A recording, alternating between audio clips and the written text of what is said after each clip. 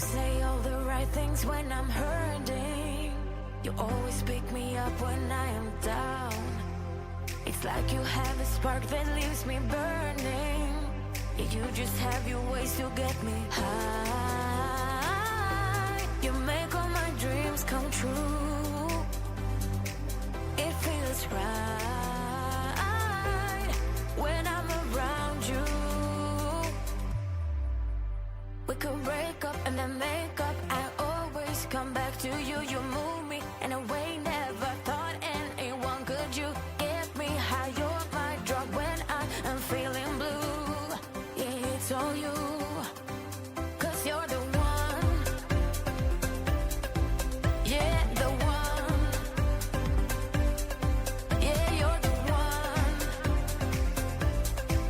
Yeah, the one. You touch me in a way that makes me shiver. Sometimes I can't believe that you are mine. Love's a gun and baby, you're my trigger. You kiss me in a way that gets me high. You make all my dreams come true. It feels right just being around you. We could break up and then make up. I always come back to you. You move me in a way never thought anyone could. You get me high. You're my drug when I am feeling blue. Yeah, it's all you, 'cause you're the one. Yeah, the one. Yeah, you're the one. Yeah, the one. Yeah, you're the one, babe. Yeah, you're the one.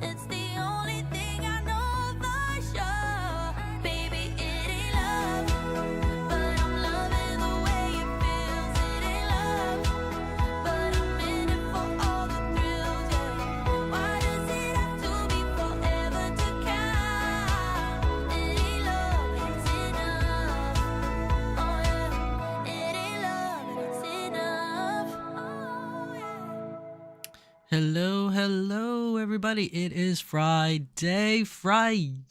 What's up? It's been a long time, people. It is Friday. It is an episode of the Doll Symposium. What's up? Hey, what's up, people? What's going on? It's been a long time. Welcome back, everybody, from my Christmas holiday break and everybody else's holidays. Hopefully, you guys all had a good holiday, so to speak. I said that a lot of times in a row. It was kind of unnecessary, but yeah. I mean, we had Christmas and apparently we had Hanukkah also, which doesn't happen a lot, but happened this year where it kind of took place in the same week. We also had the New Year's that happened as well. So yeah, a lot of holiday stuff, holiday cheer. Hopefully everybody had a lovely time with friends, families, doing things that you like. I would like to talk about a couple things in today's episode about me and the future of this channel. But before I do any of that stuff, I want to do our regularly scheduled programming of doing the news for this week because we are starved for news since I haven't been around for quite some time. I took my break. And that's not to say that you guys couldn't find any news related things or anything that's going on Doll Hobby anywhere else. I'm just saying specifically on my channel, it's been a while. So for those of you that either only watch me or just prefer to, or maybe just stumbled on to me, let's get out of the way the stuff that today's episode is about first. And then we'll go into basically what I want to talk about for the future of this channel and what's going to happen in 2025, so to speak, I guess.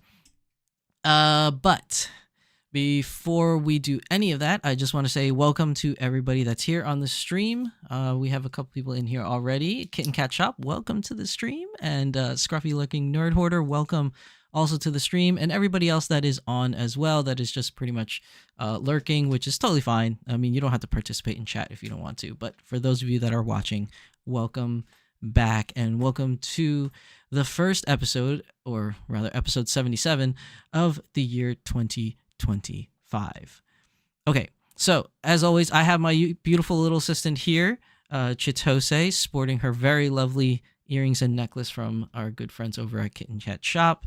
Probably my favorite things that I have on her. This is one of my favorites. But yeah, she's always been dressed in this for quite some time. I haven't actually changed her out of this outfit for like, oh gosh, I want to say almost a year and a half now. I feel like this is like her forever outfit. The only difference is she's not wearing her winter coat, her little bubble jacket, because I took it off for summer and I forgot to put it back on for winter. But it's here. I just haven't dressed her in her jacket like she always has. But it is pretty much her forever outfit.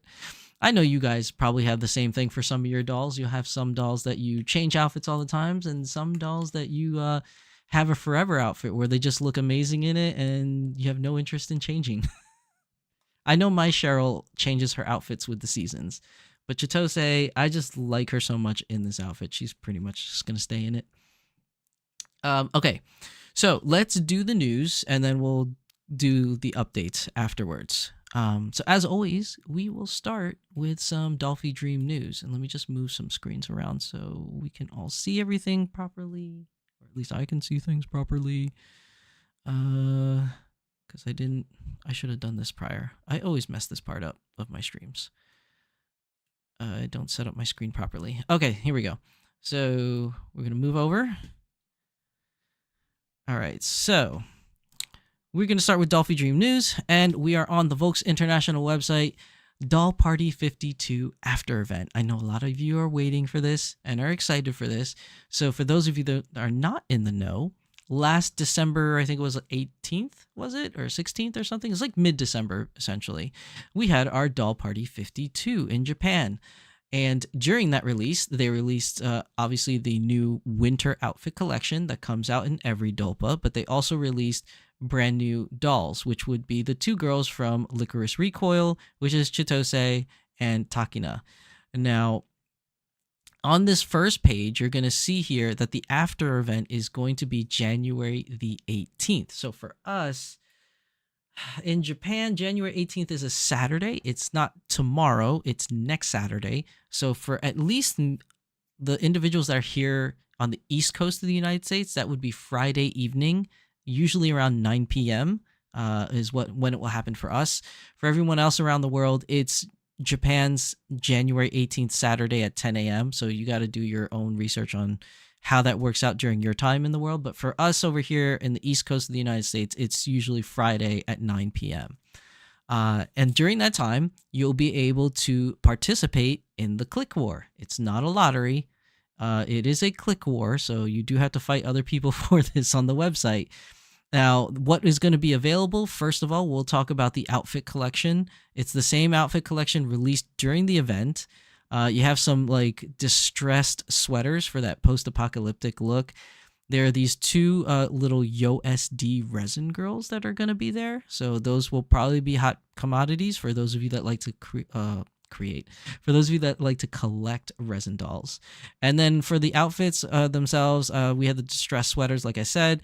These are really cool. The high neck rib knit dress, both white and black. I really like these. If the page can load, there we go. So when you put it on the doll, it pretty much looks like this. It's kind of like, I guess, the bodycon kind of thing, but you can dress it in different ways. Like right here, you can put it with the long skirt that's also available during this outfit collection. And you can dress it up in any way you like. I just think it's really cool because you can use it as a dress, or you can use it as a top and then cover the bottom half with like a skirt or shorts or jeans or something, as provided that it actually fits if you tuck it into the jeans. Or you could probably like tuck it into itself to make it kind of like a shorter top, depending on how you wanna dress your dolls. And then you'll also have the big winter coats. You have the scarves. You have the other winter coat that's more of a halter top winter coat because it only goes halfway down. And then you have these, they call it melodic jerseys, but they're more so like sweaters. So if I open this up and show you guys, it's essentially a big comfy sweater that they wear with shorts. And that's all you're really going to get. It's basically this big looking comfy sweater with shorts. I don't want to say the big deal, but one of the drawing points or attractive points about it is it's double zippered, which means that you can pull down the zipper at the top and then pull up the zipper from the bottom to give it certain looks. So obviously I'm not that good at being a quote unquote fashionista, but I've seen it in pictures before, or other people that wear something akin to this where they kind of like pull down the zipper a little bit from the top and then pull it up from the bottom to kind of have the sweater kind of flow out in like almost like what do they call that thing? Like an A-shaped pattern where it's like starts small and then kind of fans out. But you can use it like that, or you can just use it as a regular sweater. But the point I'm trying to make is that it's versatile, and it's the versatility of it, of how you can change it from just a regular sweater to like half zip to quarter zip or whatever you want to call it, is pretty intriguing. And it could but it can make for really good like different fashion results, so to speak.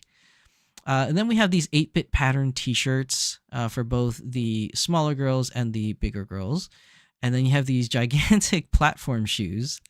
I remember these when I was growing up. They were, I don't know if it's still the same in other places around the world, but I'm pretty sure it is. I believe they were called like Doc Martens, where like they had like these sneaker things, but with like the really big like platform like soles. And that's pretty much what it looks like here. If we click on one of them, I could maybe they'll have a picture of it with the doll wearing it.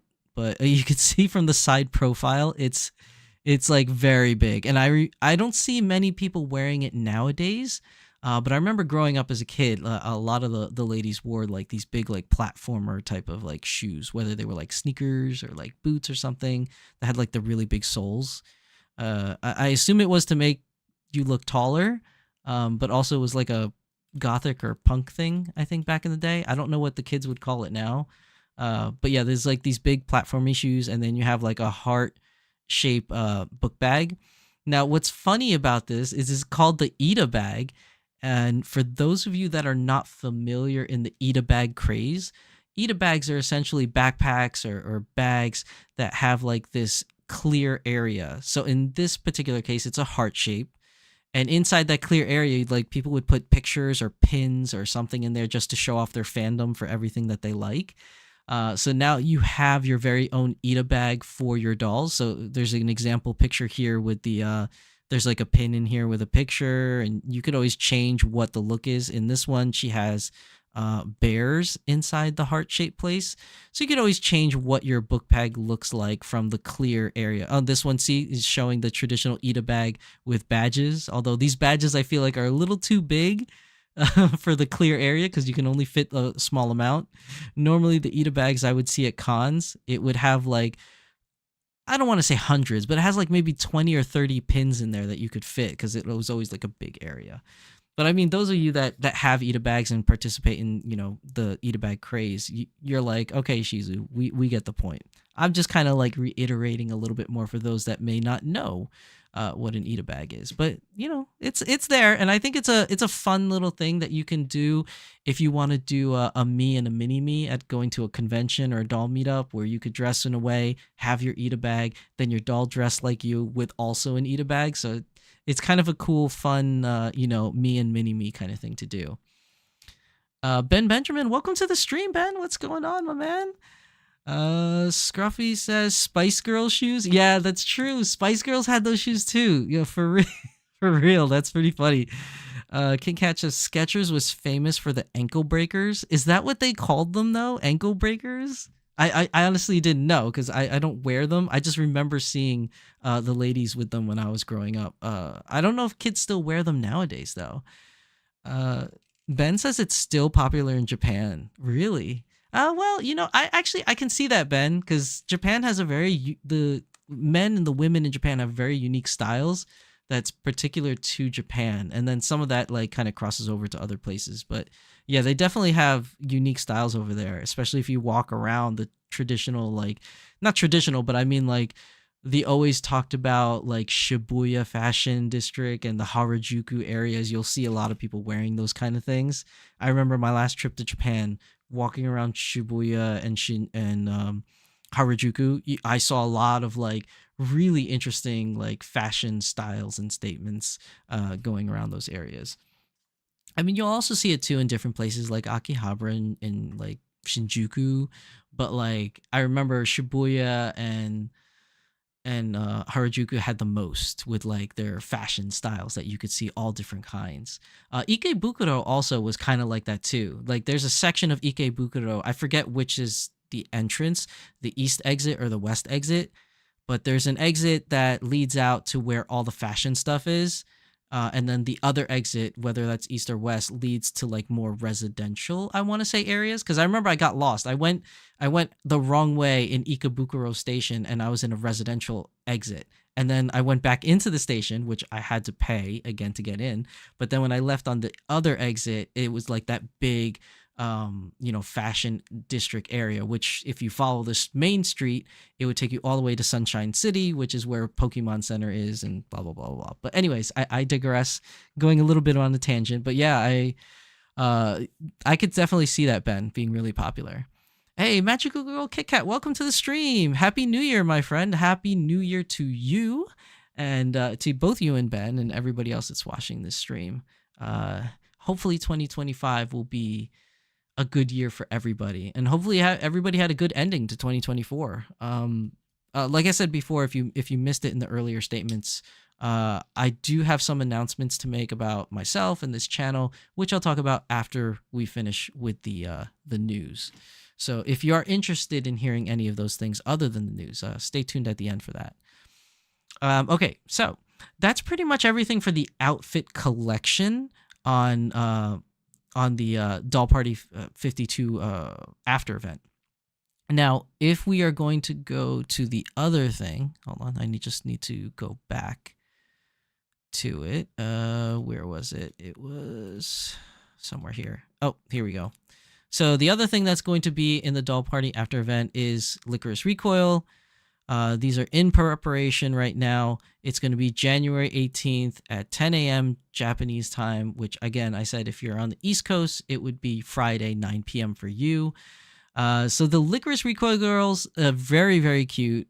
I can't afford them because I spent too much money already. I spent too much money already, and it's not a hard pass for me, but it's more so I think if you watch prior videos, I already gave my opinion on these girls where they look very cool.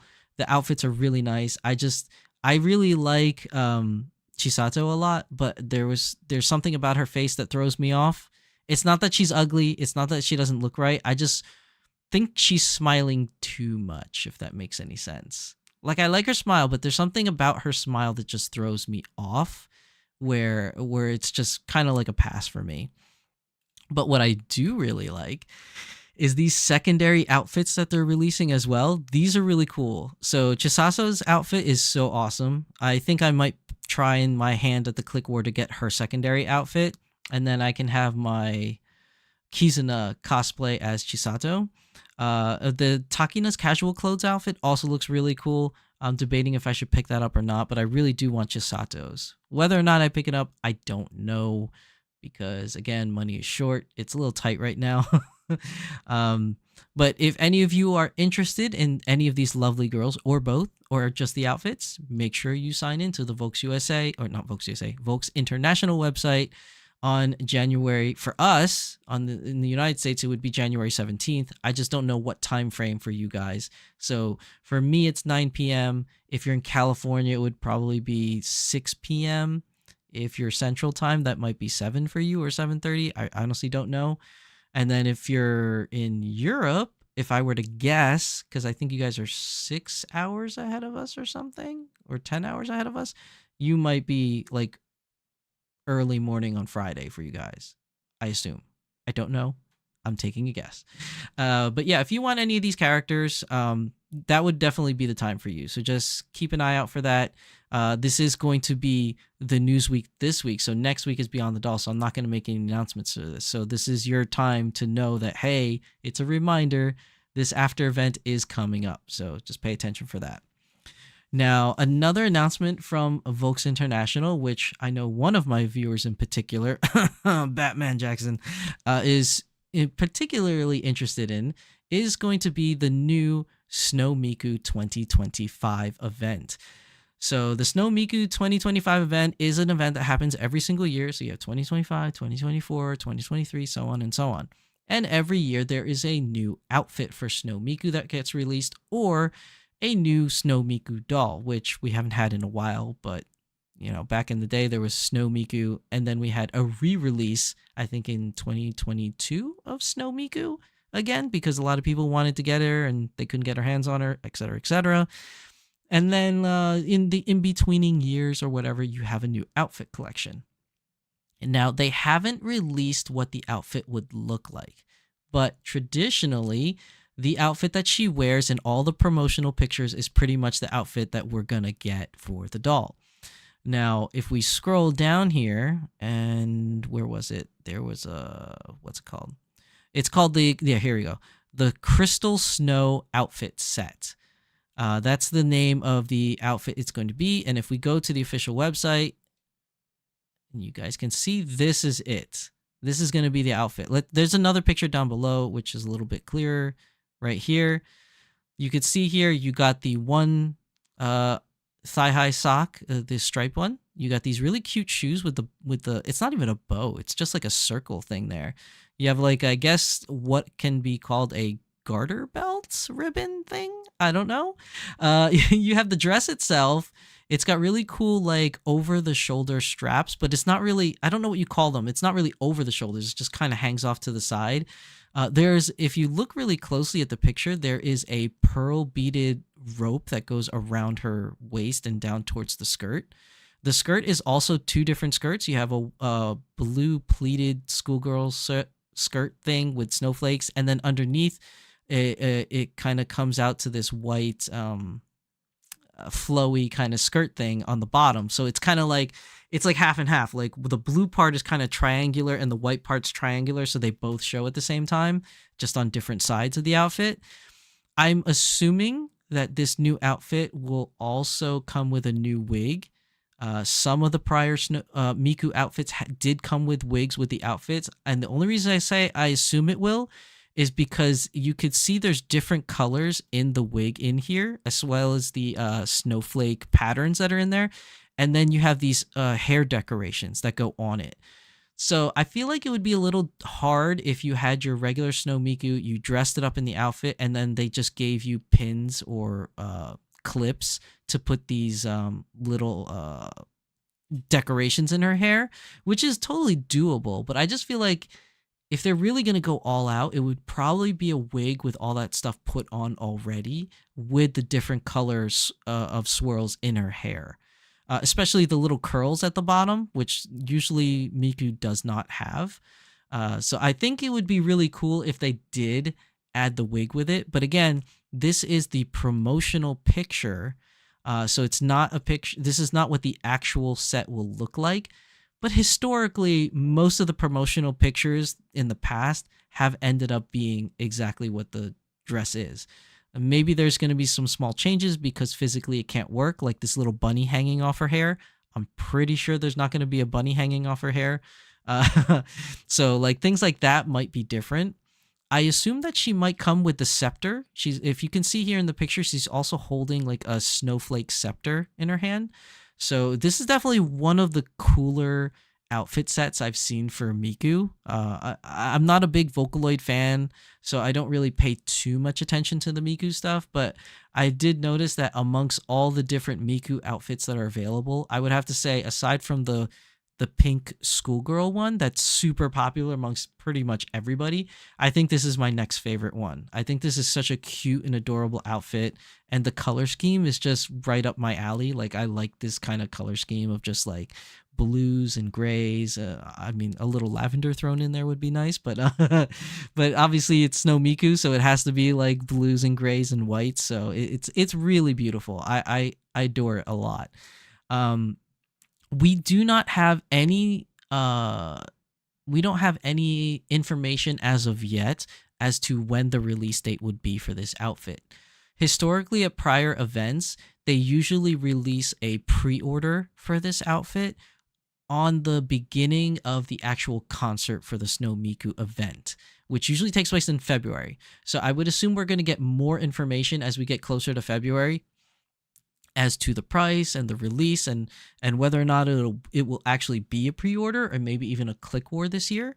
So we'll just have to wait and see on what's going to happen with this Snow Miku 2025 Crystal Snow outfit. But I'm looking forward to it because it's a really, really cool outfit. I enjoyed it a lot. Kitten Cat Chop says, squee! And Magical Girl Kit Kat says, she looks so pretty. I hope she looks as close to this as possible. I hope so too, because it looks really, really good. And I know this is just a promotional picture, but I feel like Snow Miku, like her face in the picture makes her look a little bit younger than in her prior photos, which I know this is just me like hypothesizing and it's probably not going to come true, but I'm just saying, like, imagine if they made a Snow Miku doll version 2 and they had this face with like a younger looking kind of Miku kind of face. That would be amazing. And if it came with this outfit, even more amazing. But obviously that's me just dreaming. I don't think that they're actually going to do that. I'll be pleasantly surprised if they did, but I don't think that they would do that. But I just think that this picture in particular is very cute, and the individual that came up with this picture is their name is here. I don't know if it's actually named Toki. Yeah, it says my name is Toki and I'm in charge of the main visual. So this individual Toki, whoever they are, because I'm not familiar with their work other than this, they did a really good job with this Snow Miku. She's very cute. I like her look a lot. Now, moving on, that's pretty much everything for Volk's international news. They've been pretty silent, even though I took a break from mid-December to now. There really hasn't been much news other than the fact that, hey, we had Dolpa. Dolpa was great. Here comes Dolpa after event, blah. And then that's it. So I'm assuming that after this has all died down and after the Snow Miku thing has died down, we're going to get information on new releases that'll come up in the new Dolpa for the spring Dolpa. So we have that to look forward to, and whatever new character they're going to release from Volks at that time. And also remember that if you want to get a dream choice from Volks, that this is the winter season. So semi-white and flesh skins are the ones that are available. Now, moving on to VKS USA news. Now, VKS USA didn't really have anything. They don't have anything to advertise. Nothing new is coming out. There really isn't anything. And the only reason why I'm bringing it up is that if you are a Miku fan, remember we were talking about before this dreamy autumn wear outfit set? Well, it's still available. So either a lot of people just didn't like it and it wasn't their cup of tea, or they just made so many versions of this, or so many, I shouldn't say versions, they made so many copies of it that it never really sold out. So usually the Miku sets usually sell pretty well, but you know, this one, I think the only other one that didn't sell well was the it's not called Under the Sea, but it's the black dress one that comes with the really nice teal wig. That one had, when it was released, it's still been available on the VKS website for like the longest time. And I feel like this one will be too, because I really feel they missed the mark on it. But if you're a fan of Miku and you just like to collect everything Miku, just like Batman Jackson, you know, this outfit set's still available. So if you wanted to purchase it, it's still there. Magical Kit Kat says, it's really cute. I need to place another VKS order soon. Yeah, VKS definitely has really nice stuff. Sometimes it's hit or miss, but you know, it's the same thing with any other doll company. They'll have their moments where they have really amazing stuff and their moments where it's just kind of lull stuff or whatever. Just be careful about the color dye on the outfits. They've been getting better with it as of late, but it's not 100% because, as I mentioned in prior videos, my Anya from Spy Family, the underwear stained her waist, so now I have black ring around her waist because even though it had white lining in it, the stitching that attaches the white lining to the black was still exposed on the inner side, and it created a ring around her. So if anyone has an Anya, please don't use the underwear. Or if you are, please make sure you use some kind of what they call that, the skin protectant tape, or use a why am I drawing a blank? A bodysuit, a stain prevention bodysuit underneath, so protects your doll from getting the color dye. Now, that's everything for VKS news. There really wasn't, like I said, there really wasn't much for VKS news, even though it's been a while since I've done a news episodes. But there really wasn't much, which usually means that they're working on something that's going to be big news in the future. Usually. But, you know, I've been known to be wrong on a number of occasions, so we'll just take it with a grain of salt. Kitten Cat Shop says color clash with wig. Yeah, the brown on this outfit doesn't really go well with the color of the wig. But again, the color of the wig does make it kind of stand out a little bit too in the same sentence or phrasing or whatever. Kat says, I've been just in love with my dream choice. She's my love. I have her in the penguin kigurumi and she's so precious. Oh, you got your hands on the penguin kigurumi? Did you get it when you were in Japan? Because I think it's sold out on the website. So you must have gotten it when you were in Japan. Yeah, that kigurumi is so cute. But I'm glad. I'm really happy that you're enjoying your Dolphy Dream choice. Because I know that you've been a very avid supporter of like Smart Doll and loving their stuff, and you always wanted a Dolphy Dream, and you just wanted your first to be your Dolphy Dream choice. And I'm so glad that when you finally got a chance to do it, that she is just everything you thought it would be, and you're in love with her, and that's just happy day news right there. Okay, so like I said, we're done with VKS and Dolphy Dream news. We're gonna move on to Azone.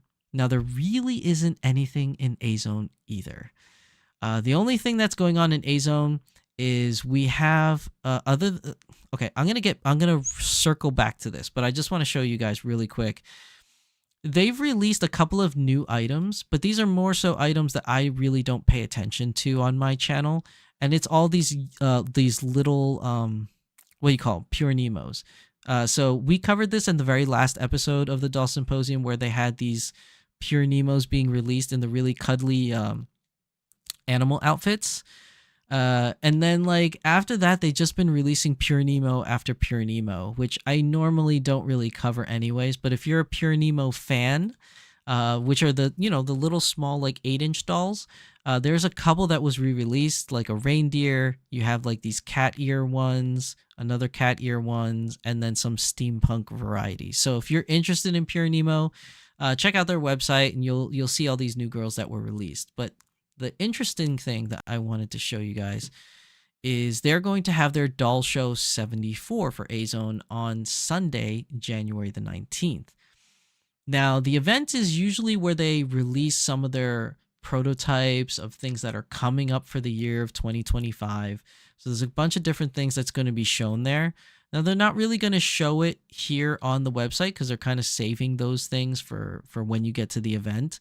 But they are telling you that there is going to be a commemorative limited edition doll that's going to be released during this event, which is this Pure Nemo here, named Megumi the Maneki Neko-chan.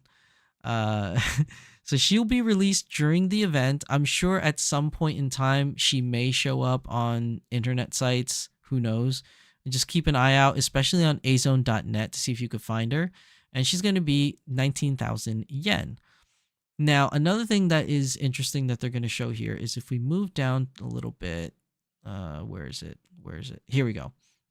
So they have this thing called the Azone Play Area. And the Azone Play Area is only for people that actually go to this event. So unfortunately for us international people that are just watching this on news or on my channel or wherever you're getting your Azone information, we won't be able to participate. But what I think is interesting is that they're going to have a bunch of dolls on display for you to actually like play with, I guess you could say, or mess around with and enjoy. And most of it is because they are going to have a variety of the brand new Azone QZ body. Now, if you guys remember, the QZ body was announced I think it's like 2.5 years ago now, where it was their version or their answer to the Smart Doll body to make Azone more flexible using the ideas that they've seen from Smart Doll. I've covered this numerous amount of times. It was released in a very limited quantity last year, and it wasn't really an official release for every single doll that they do now. So it's still a very limited thing that only happened once. But what is interesting is that they're going to have a bunch of Azone QZ bodies at this event where people can like check it out, move it around, see if they like it kind of thing, as well as a brand new Pico Nemo P body, which is also going to be available there. For those of you that are not familiar with Pico Nemo, it's basically the 8-inch Pure Nemo, but even shrunk even more. So think of the 8-inch Pure Nemo and then think of it being even smaller, like about like, I want to say it's around 4 inches tall, maybe. It's like a really tiny little like doll thing. And unfortunately, I don't think they put a picture on here. It might be this bottom one, but I'm not entirely sure because as the picture kind of focuses, they enlarge or make the doll smaller just to fit on the screen. So scale wise, I'm not really sure. But that's really it. Like they say here, see, you can enjoy various poses, play by dressing them up and trying on clothes. You can touch and play them with checking out the B-Shine wigs that are on them. So like it's just a really interesting thing where you could go to a doll event and just basically play and dress up the dolls to try them out to see if you like it. I've never seen that happen in any events that I've been to. But to be fair, all the events I've been to have all been Comic Cons or anime cons where some doll stuff happened to be present. Even with the Smart Doll booth or the Smart Doll outpost that has been happening with Danny Chu, he has his dolls on display. If you ask him, he usually will let you like take a look at it or pick it up, unless it's fragile or if it's a prototype and it, he doesn't want it to get destroyed or whatever, by accident. Not that anyone would do that on purpose, but for the most part, you just basically look at them and kind of hold them. You don't really get a chance to play with them or dress them on site. So I think this is just a unique thing where you can go to an event and actually like, I hate using the word play, but when you dumb it down, it really is, you're just playing with the doll. But it's like a tryout, kind of like taking a test drive with a car. So it's kind of like that. Like you get to see the doll, hold the doll, play with the doll, dress it up, try different outfits on it. I just think it's a really cool idea that they're doing with this Azone Play Area. Unfortunately, because I don't live in Japan, I can't go to this event and see what it's like. I'm just wondering, like, how many are they going to have on display that you can play with and mess around with, and how long is the lines going to be, or do you have to reserve a time frame for you to go in there and try it out? Like, I have so many questions, and it just doesn't answer it here in this little thing. I mean, it does say maximum usage time is 20 minutes per person, apparently. When it's crowded, please be considerate for our customers, but it doesn't say anywhere here that you can reserve a time slot. So it's pretty much first come, first serve. And I don't know how they do the 20 minutes time frame, but, you know, I just think it's interesting. I think it's something that would be really cool to see in a doll con. Again, I've never been to an actual doll con, so I don't know. But, you know, I think that's something that's really cool that any company could do or should do, and it would be much appreciated by the fans and consumers. I think that's a good idea. But other than that, these are a couple of the new outfits that are being released. These are all smaller outfits, though. These are 1/6 and 1/12 scale. Unfortunately, they don't have any sample pictures here of the bigger girls for 1/3. But these are just some of the limited items that are going to happen at this Doll Show 74 for Azone. And then that's pretty much it. Like, there's a little map of the showroom floor, which doesn't look like it's a very big area or a big doll show. But I mean, any doll show is a good doll show because we have very few and far between of those, at least here in the United States, very few and far between. But that's really it for some Azone news. There's not much to talk about other than that. So we're going to move on to the next section of today's episode, which would be the Smart Doll news. Now, moving on, we're going to open it up here. Now, because I took my break, you know, mid-December, we have some catching up to do, and there's quite a lot of it here. So one of the things that was here is this thing for Danny Chu, where he posted a really old video where he said he felt a little cringe, you know, watching it later. But let me see if I can get it to play. Comrades, it is 2012, December the 13th, Thursday, and I am in the middle of putting together the first prototype of Mirai doll. So in a few years, this will be the standard doll in the whole world, and everyone's going to have one. So it's the first time making a doll, and there's lots of things that we still have to learn. But you know, we need to. Oh damn! What's it doing there? There's a piece in there. Shouldn't be in there. It's gone now. And you know, something always comes from something. Nothing always comes from nothing.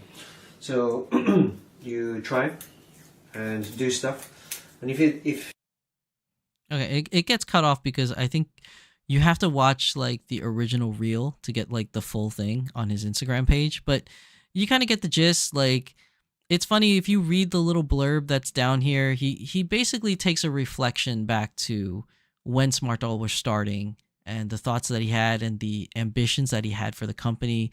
I mean, he's even used the word that he said some cringe things like, you know, everyone's going to have one. It's going to be the standard doll.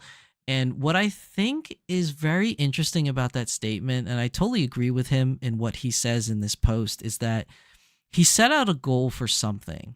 And even though that goal of quote unquote everyone having a doll or Smart Doll being the standard, or what I like to call domination, even though that didn't really happen for Smart Doll, what I think that came out of it was just something so unexpected and something so much greater than just being a doll company that has created the standard for dolls, or being the doll company that everyone pretty much has a doll of. I think instead of that vision that he had at the time, which is what brought us to today, but even though that didn't come to fruition, what we got was a brand of doll like no one has ever seen before in the community. And what I mean by that is different skin tone colors, exploration of different skin tone colors, exploration of different body types. Now that we have the classic, we have the pear body, different ways of enjoying a doll, such as Cortex. Cortex was a failure, but is now coming back as Cortex 2. Like, there's so much innovation coming out of this company, and you can really feel the passion behind it and in what they're trying to do.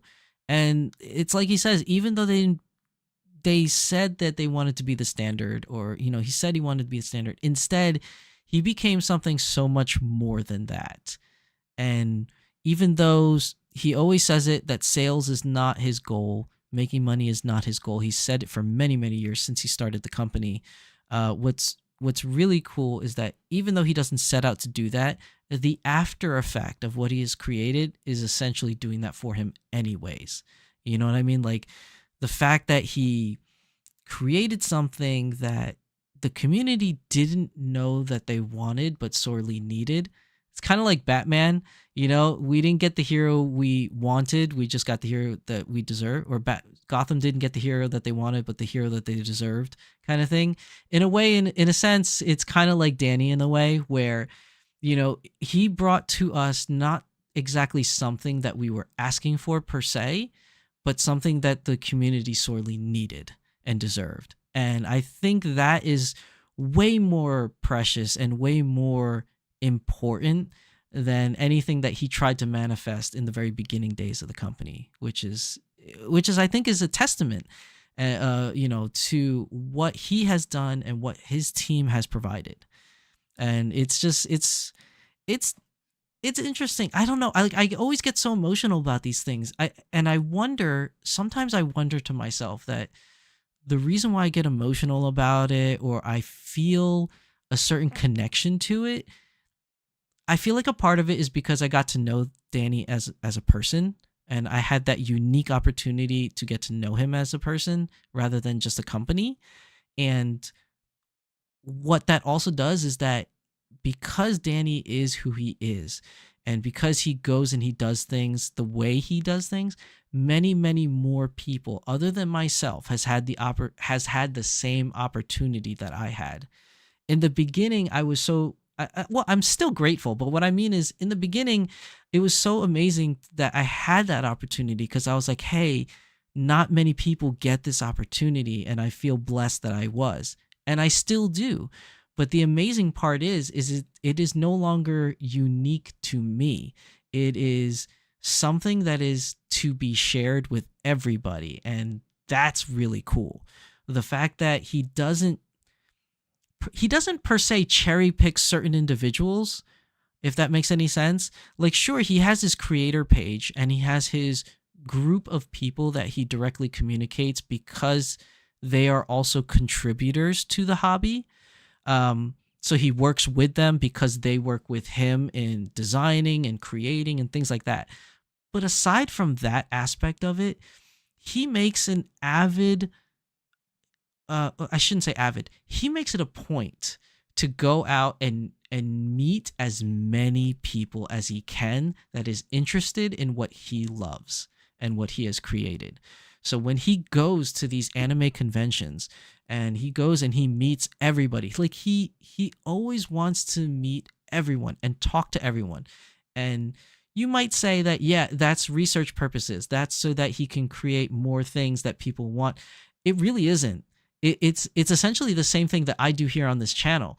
There's not many doll people around me, so I created this channel so I can communicate with people that like the same things I do. And even though that we are not physically near each other in distance, we have a safe space to talk about the things that we love that we otherwise couldn't. And I feel like that's kind of what he does too, is that when he goes to the events, sure, he's advertising for his company, for Smart Doll, but at the same time, he just wants to talk to everybody that loves the same thing that he is passionate about. And when you talk to him, you really feel that from him. Like, at least me personally, in my personal opinion, when I watch him talk to other people, I feel like you can sense a very genuineness about it. Like, he doesn't to me, it doesn't feel like he gives you the runaround where he's like, oh, okay, I'll meet you, I'll talk to you, kind of like a celebrity that's just doing it because they feel like they're obligated to do it, because they want their fans to, keep buying their stuff or watching the stuff. When I watch him do it, it's more like you see him light up, in the face and his expressions, and you see that he really wants to know what you talk about because he just wants to talk about it himself. And it's a very unique experience, and I love that he travels the world and shares that with everybody, which is so cool. It's kind of like, you guys ever see the movie Moneyball, with Brad Pitt, where it's about baseball? I feel like in the same way, it's the same exact experience where it's like, how can you not get romantic about baseball? Well, how can you not get romantic about Smart Doll? This man is doing something that is rarely seen in consumer products, let's say.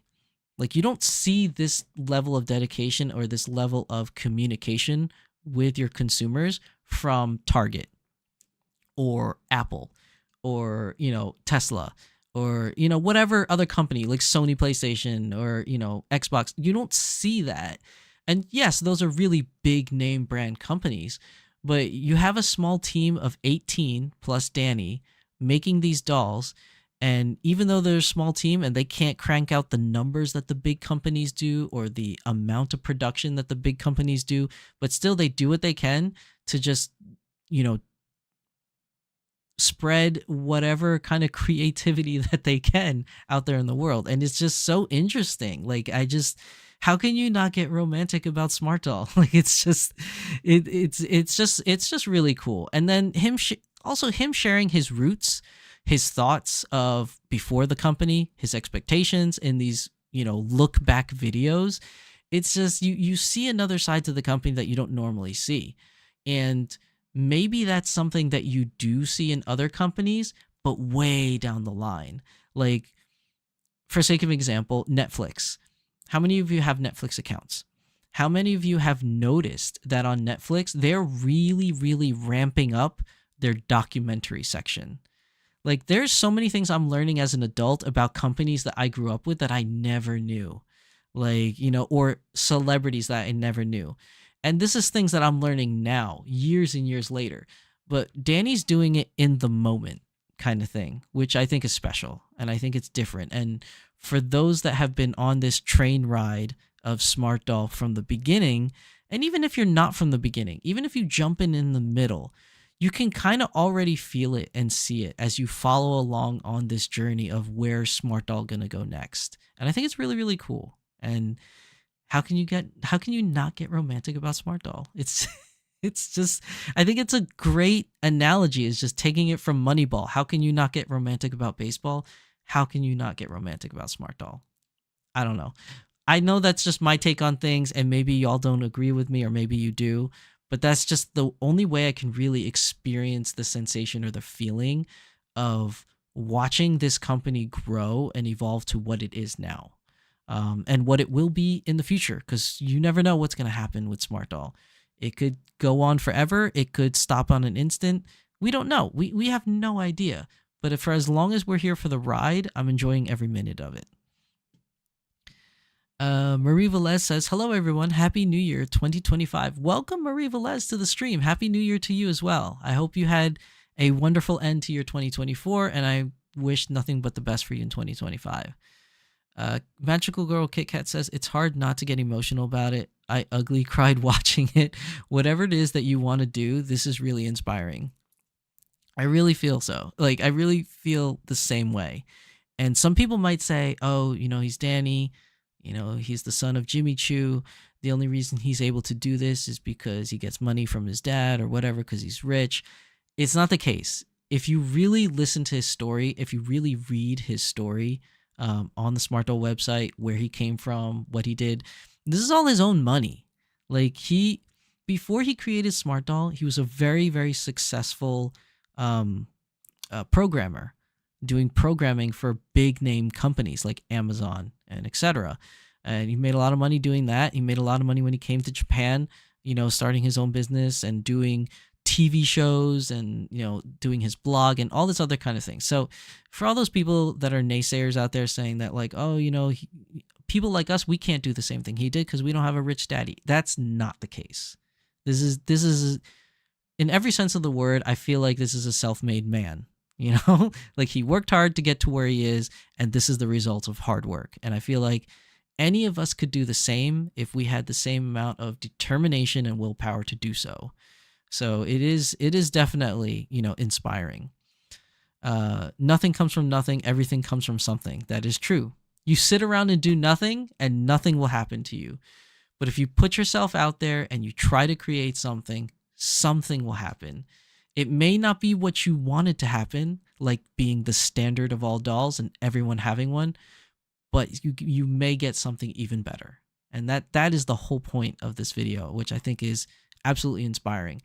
I wouldn't be where I am today, even though I am not like some crazy YouTuber with 100 million subscribers doing Mr. Beast type stuff. Like, I ain't that popular. Not many people watch me. Like, I'm not like a million viewer kind of YouTuber.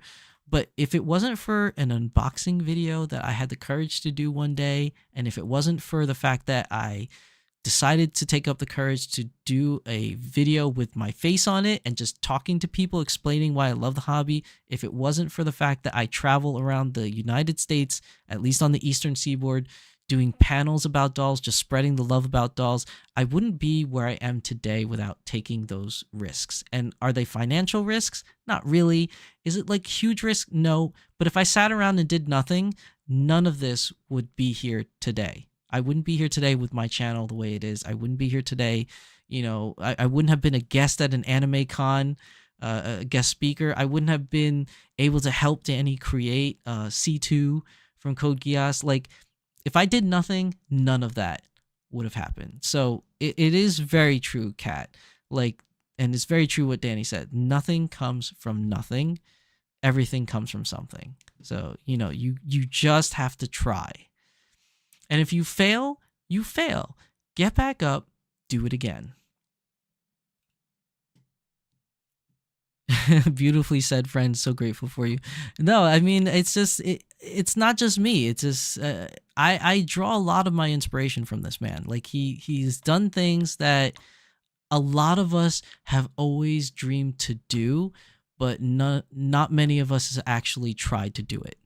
And it's just an amazing thing to watch and be a part of. And that's, that's one of many reasons of why I have this YouTube channel, is also because, I see what he's done, when he was trying to create Smart Doll, and I was in love with the doll hobby at the time. And, I was like, well, if he can do it and he can walk around with his dolls in Japan, so can I. And it was scary. It was super scary at first. But, over time, like, I got used to it, and it has opened many doors for me to do things. And, if I didn't take that leap, if I didn't have that inspiration from him to do so, I wouldn't be where I am. And I only hope that I can return the favor in kind, and that these videos that I make and these live streams that I do will inspire the next generation or next group of people to also pick up the mantle, to go out of their comfort zone and try something different and try to grow something that they had a vision for, or what they dreamed of. So, none of that will happen if you just sit on your butt and do nothing. You got to take that leap of faith. You got to take that chance. And this man has been an inspiration to me. He's been an inspiration to many other people. And I just only hope that I can return the same in kind and do what he did for somebody else. I mean, that's really all you can ask for, right?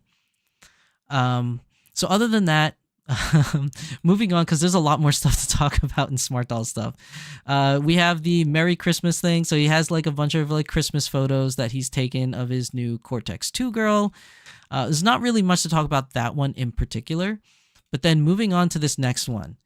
Ooh, is this girl gorgeous? Oh, so cute. She is such a cutie. She's so adorable. So this is a new prototype girl, and her name is Naughty But Nice. And if you care to, there is a whole blurb down here of her story, which I won't really like say. I'm not going to read it word for word here. You guys can read it yourself. But essentially, this girl is amazing. She is so cute. I can't wait to get my hands on her. I don't think I've been this excited about a doll in a long time. Um, like Smart Doll has always been creating very amazing original characters, and a lot of you have had your favorites.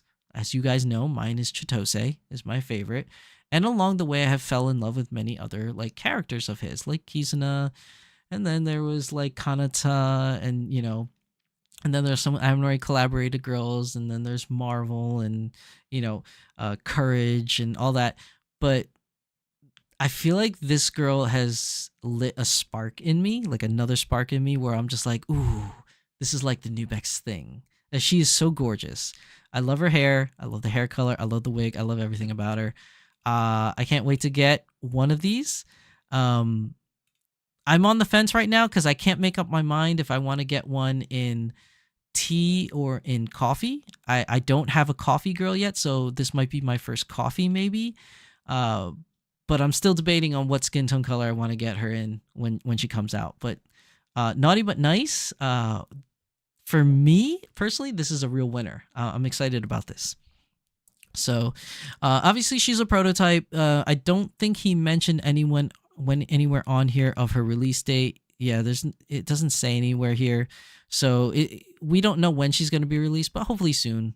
I'm sure when she gets a release date, we'll all have some word from Danny at some point. And then here's another thing. So Danny has posted this year-end thing. These are the results of the top 30 U.S. states ranked by the percentage contribution in our unique customer count. Now, here's the thing I have about this list. You can see here all the different red dots. There's way more sales, I want to say, on the East Coast, towards the let's say the Middle America to East is the most sales, and then Middle America to the West is not as many.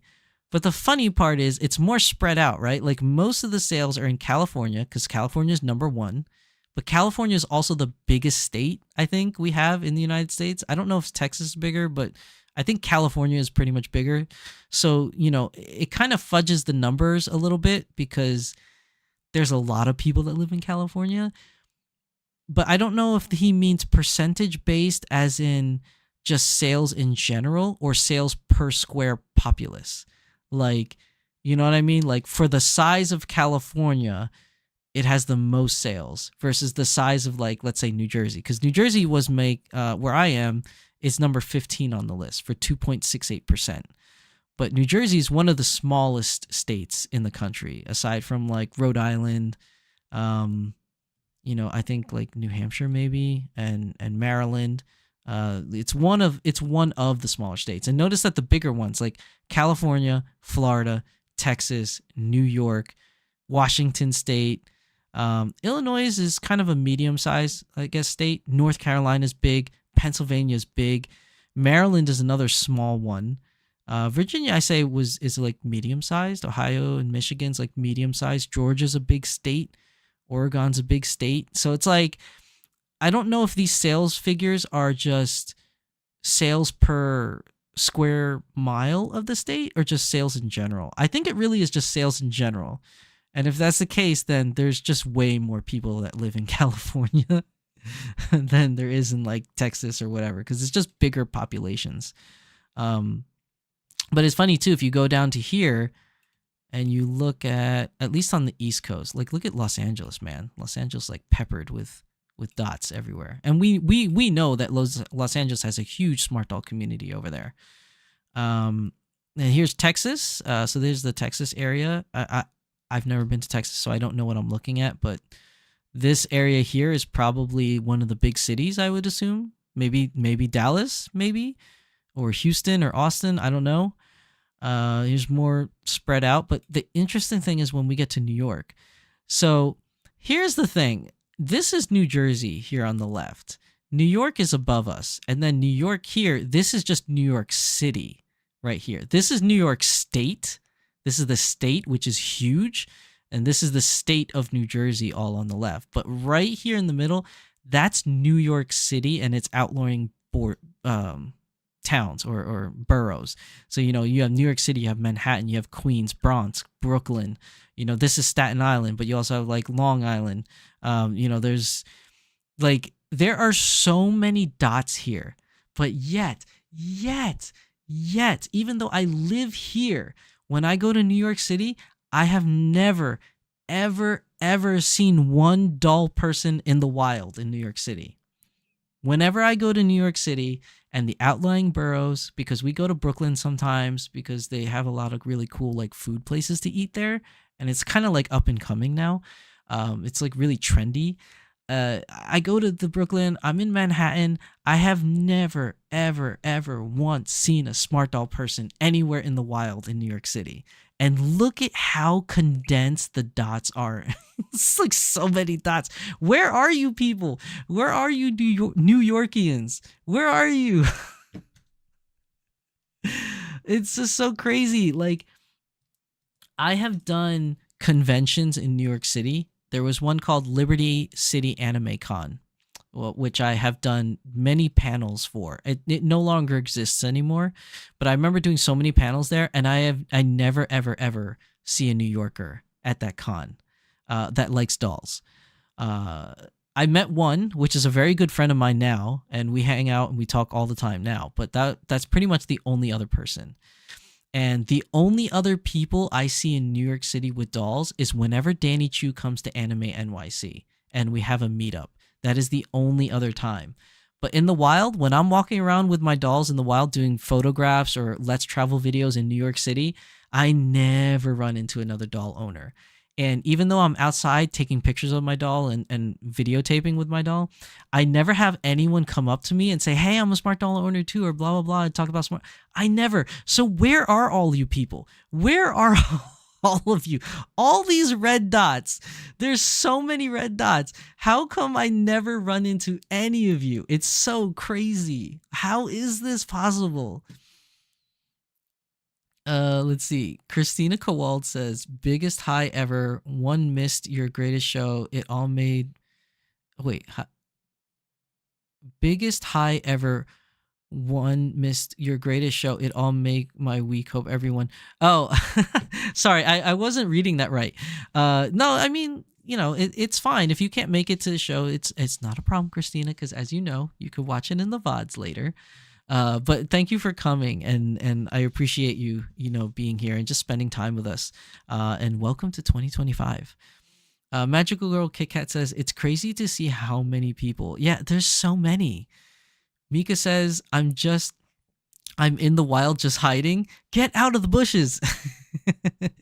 Matthew Nelson says, I don't think there are that many in Arkansas. Yeah, I don't know. Did he post an Arkansas picture? I wonder. Is there... Oh yeah, there's Arkansas right here. There's some dots in here, man. I mean, I don't know where you're at in Arkansas, and you don't, obviously you don't have to say on YouTube because I don't want you to out yourself if you're not comfortable with that kind of stuff, but I see a few dots here. So I wonder if any of these dots are you or people that may be near you. But there are some, especially in this central area right here. There's quite a number of dots wherever this is in Arkansas. But yeah, this New York one really got me going. I'm just like, what the hell? And then if you see here, okay, so here's New Jersey. Here's New York. Look at this red, this smother of red. Where are all you New York people?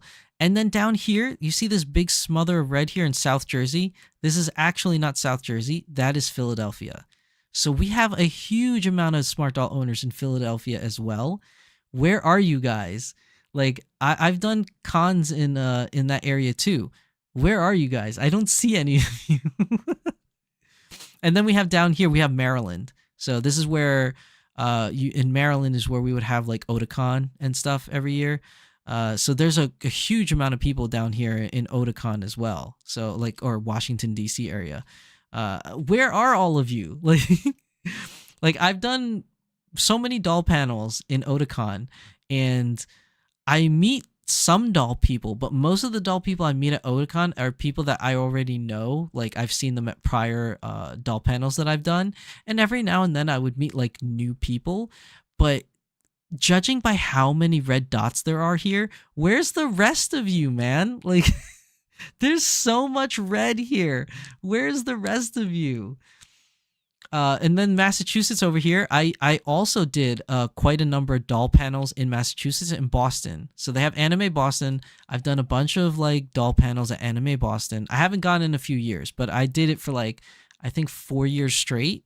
And I met a few doll people here, but it's not really a huge turnout in Boston, which is kind of the reason why it's part of the reason why I don't go back to do Anime Boston is because one, it's really expensive to stay in Boston, and it's pretty far drive for me to go out there.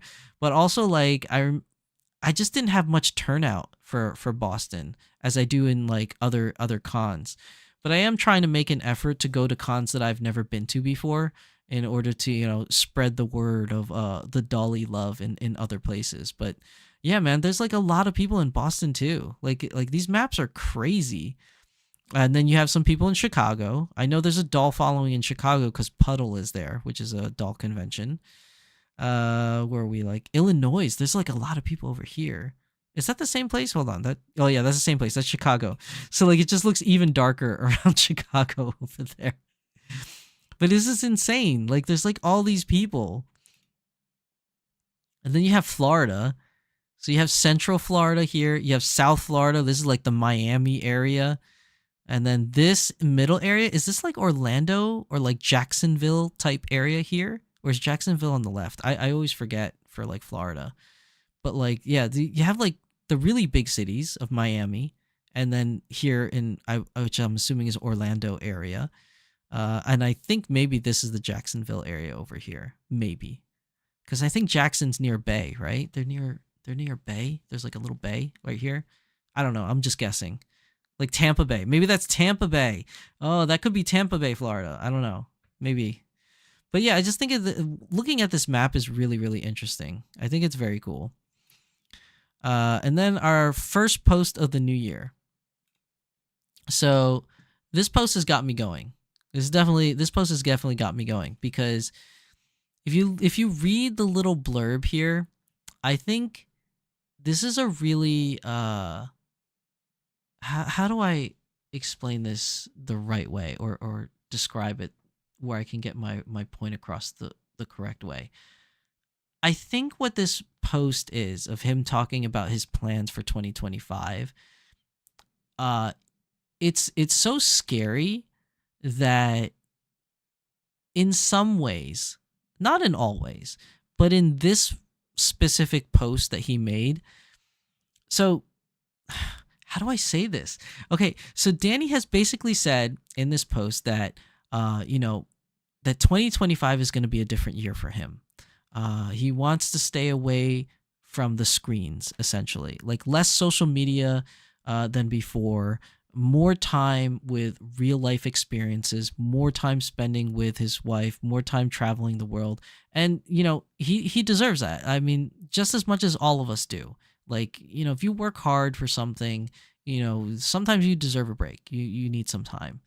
And the reason why this post has really resonated with me when I saw this is because every single year for my channel, I take a break during Christmas. And the reason why I take a break is because I need time to reset for the new year. I need time to plan for what's going to happen in 2025. But I also want to spend more time with family, and which I did during the holidays. I spent more time with my family doing things, and it's a lot of fun. And I think that my goal for 2025, which is what I wanted to talk about in the end of this video of my plans, but his notion or his idea in this post is exactly the same thing I was thinking about. And it's not like I talked to Danny about this or we had a discussion about this. We didn't. We definitely didn't. It's just my time of reflection during the holidays of what I want my 2025 year to be is essentially this. It's exactly this. It's like Danny took the words out of my mouth before I can even express it in my first video of the year. Like, this is exactly what I wanted to do for 2025. And I'll go more into depth in that when I at the end of this video when I want to talk about my plans. But essentially he's just saying is that he wants us to spend less time, on the screens, less time on social media, more time with family, more time with friends, more time, concentrating on the things that he really wants to do, rather than, I guess, chasing numbers and things like that. And, not that he always was chasing numbers, but like, how do I explain it the right way? It's more so like he wants to focus on what he feels is more important to him at this point in time, in his life. And whatever status of his life he's in now, because as you all know, in your own private lives, every year brings some new challenges and maybe some new things that you want to accomplish or do that doesn't always jive with your current narrative of your life.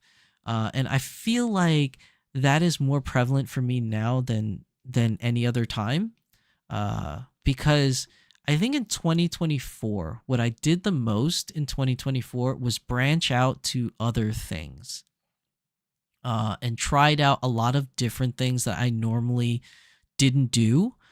And what I learned from branching out and trying those things that I never had any interest in, or never really had the push I needed to pursue those things.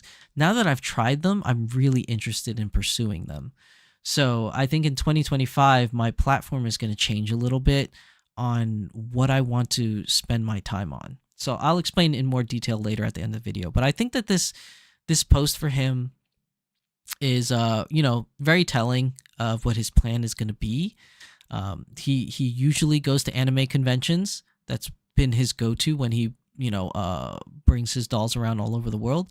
He wants to spend more time doing creator stuff, which I totally agree with. I mean, because that's the bread and butter of his company, and what he does is being creative and finding new ways to express, the doll hobby. And I think that's a great step for him, which means that he's probably going to do less anime cons, maybe not none, but probably less anime cons, and focus on things that are more different, like creator cons, which, if you guys don't know, there's a lot of those out there. There's I forgot the name of it. There's Designer Con, and there's all different other kind of cons that cater to the creative arts. And I think you might see Smart Doll pop up at some of those cons. Not that I know. I'm not giving any hints. He hasn't told me his plan, so I don't know. I'm just guessing based upon this post. I'm just guessing of where he may go. So, those might be some things that we're looking forward to seeing. He's also looking forward to, setting up like I think he said, it's not in this post, but it was another post.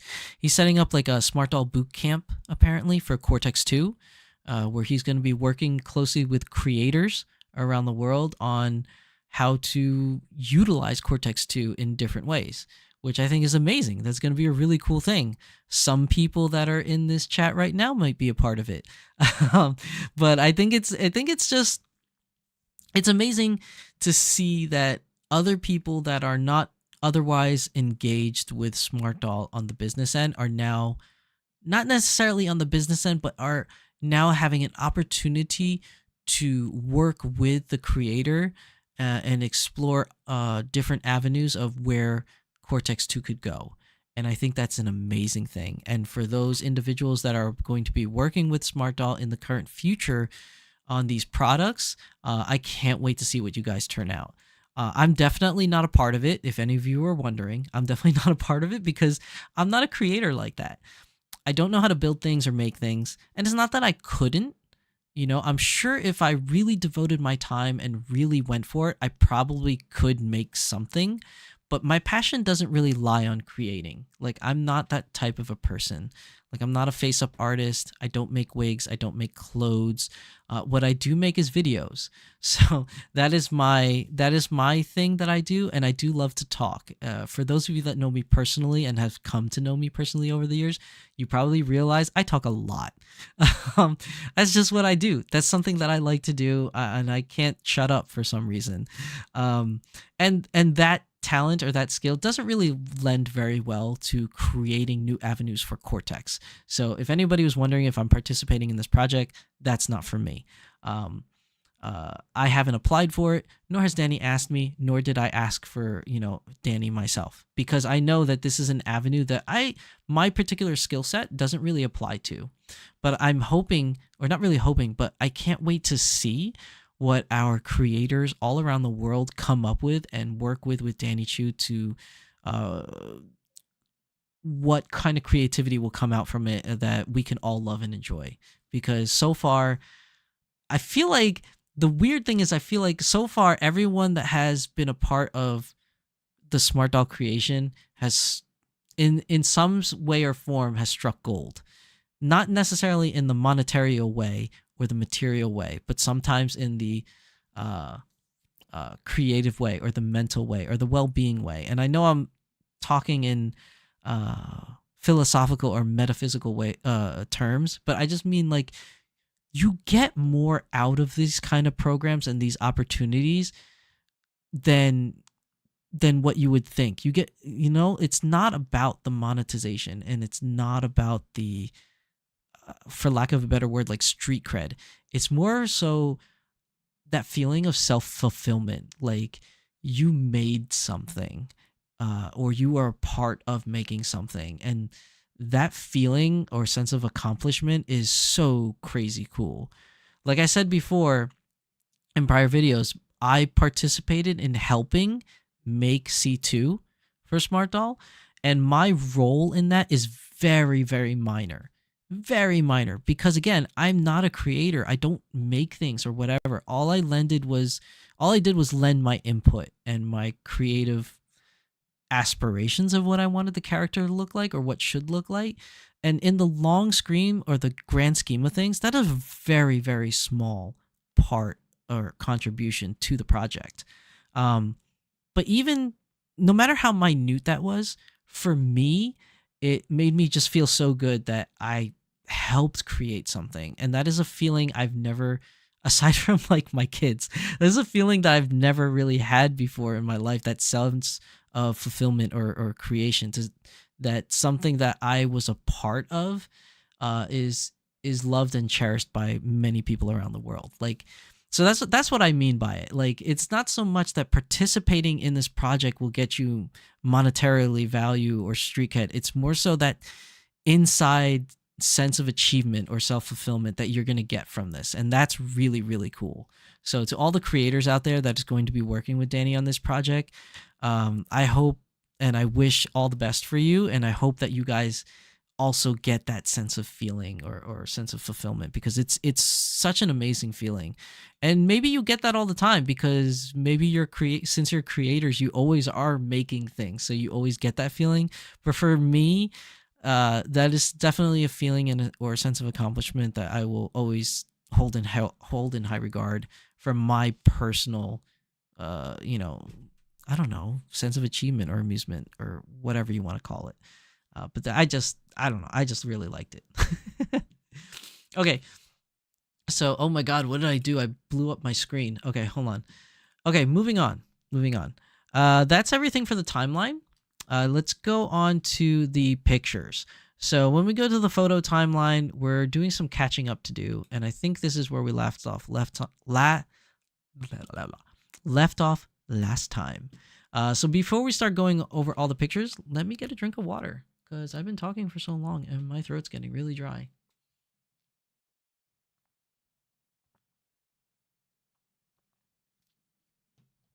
Okay, and there's going to be an ad playing, so hit that skip button, okay? Just reminding you, it's going to be coming up in 5 seconds.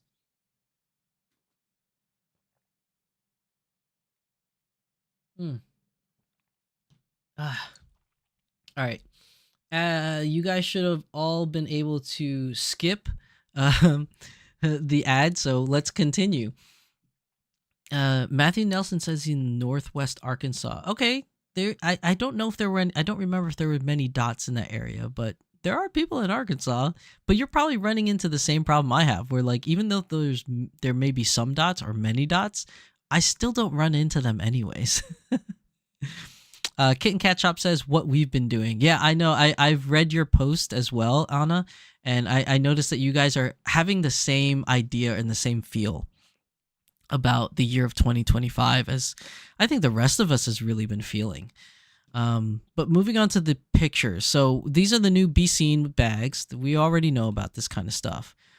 Now this green stuff, this is really interesting because this is a pattern of some form of clothing, which, in all honesty, I kind of skipped ahead a little bit when I was doing my research for today's episode, so I know that what's coming up, but this is really cool, like this pattern or outfit thing. So then we have another picture of a face-up, and in traditional Shizusan fashion, I have no idea whose face this is, but she looks really adorable. More pictures of the faceplates. So these are the faceplates here. We have more flesh cutting. Now this is for the male body. You could definitely tell here from the torso piece. This is a male body. You could see the muscular tones on the legs here and on the forearms and biceps. Very, very big shoulder. Look at that. And then the hands and the feet here. And then here's the interesting. So here's the green dress. I don't know if anyone can guess what this is, but I totally had no idea what this green dress was going to turn out to be until we saw the later pictures. Okay, so then we have the shoes, the red wine shoes. We have the black navy busts. More Pride Prowess. Some pictures of Pride Prowess. Some Cortex 2 bust pieces. Sewing on the Be Seen bags. Some more product photos of products that are shipping out. Box pyramid. And then we have the Star Trek girl, which we talked about last time. So here's some patterns for the Star Trek girl. Some 3D printing of bust pieces, which I'm assuming is also for Cortex. Okay, we have the pair in gray. We've seen these pictures before. Some more product pictures. We've seen this before. It's nothing new. Some more red shoes. Here's some more product pictures and some diagrams here. Some more clickety-click stands. These are amazing things. Be Seen bags. Be Seen bags. Green. Corey, where are you? We have some green. Some green, like, I know what these are now, but before I found out, like, I was like, what the hell are these things? You can see a little crown here. You can see these little green thingies.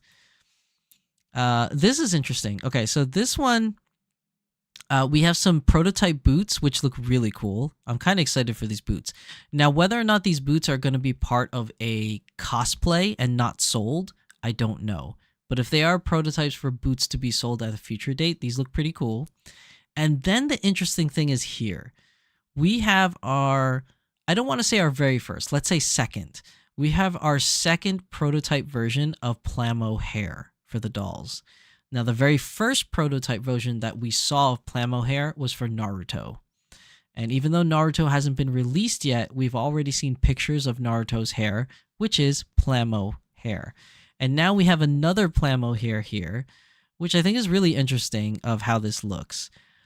I'm still on the fence about this. I don't know if Plamo hair is going to be a great idea for Smart Doll, but I have been proven wrong before, and I will be more than happy to be proven wrong now. So I was wrong about Cortex 1 in the beginning, and now I'm the biggest fan of Cortex.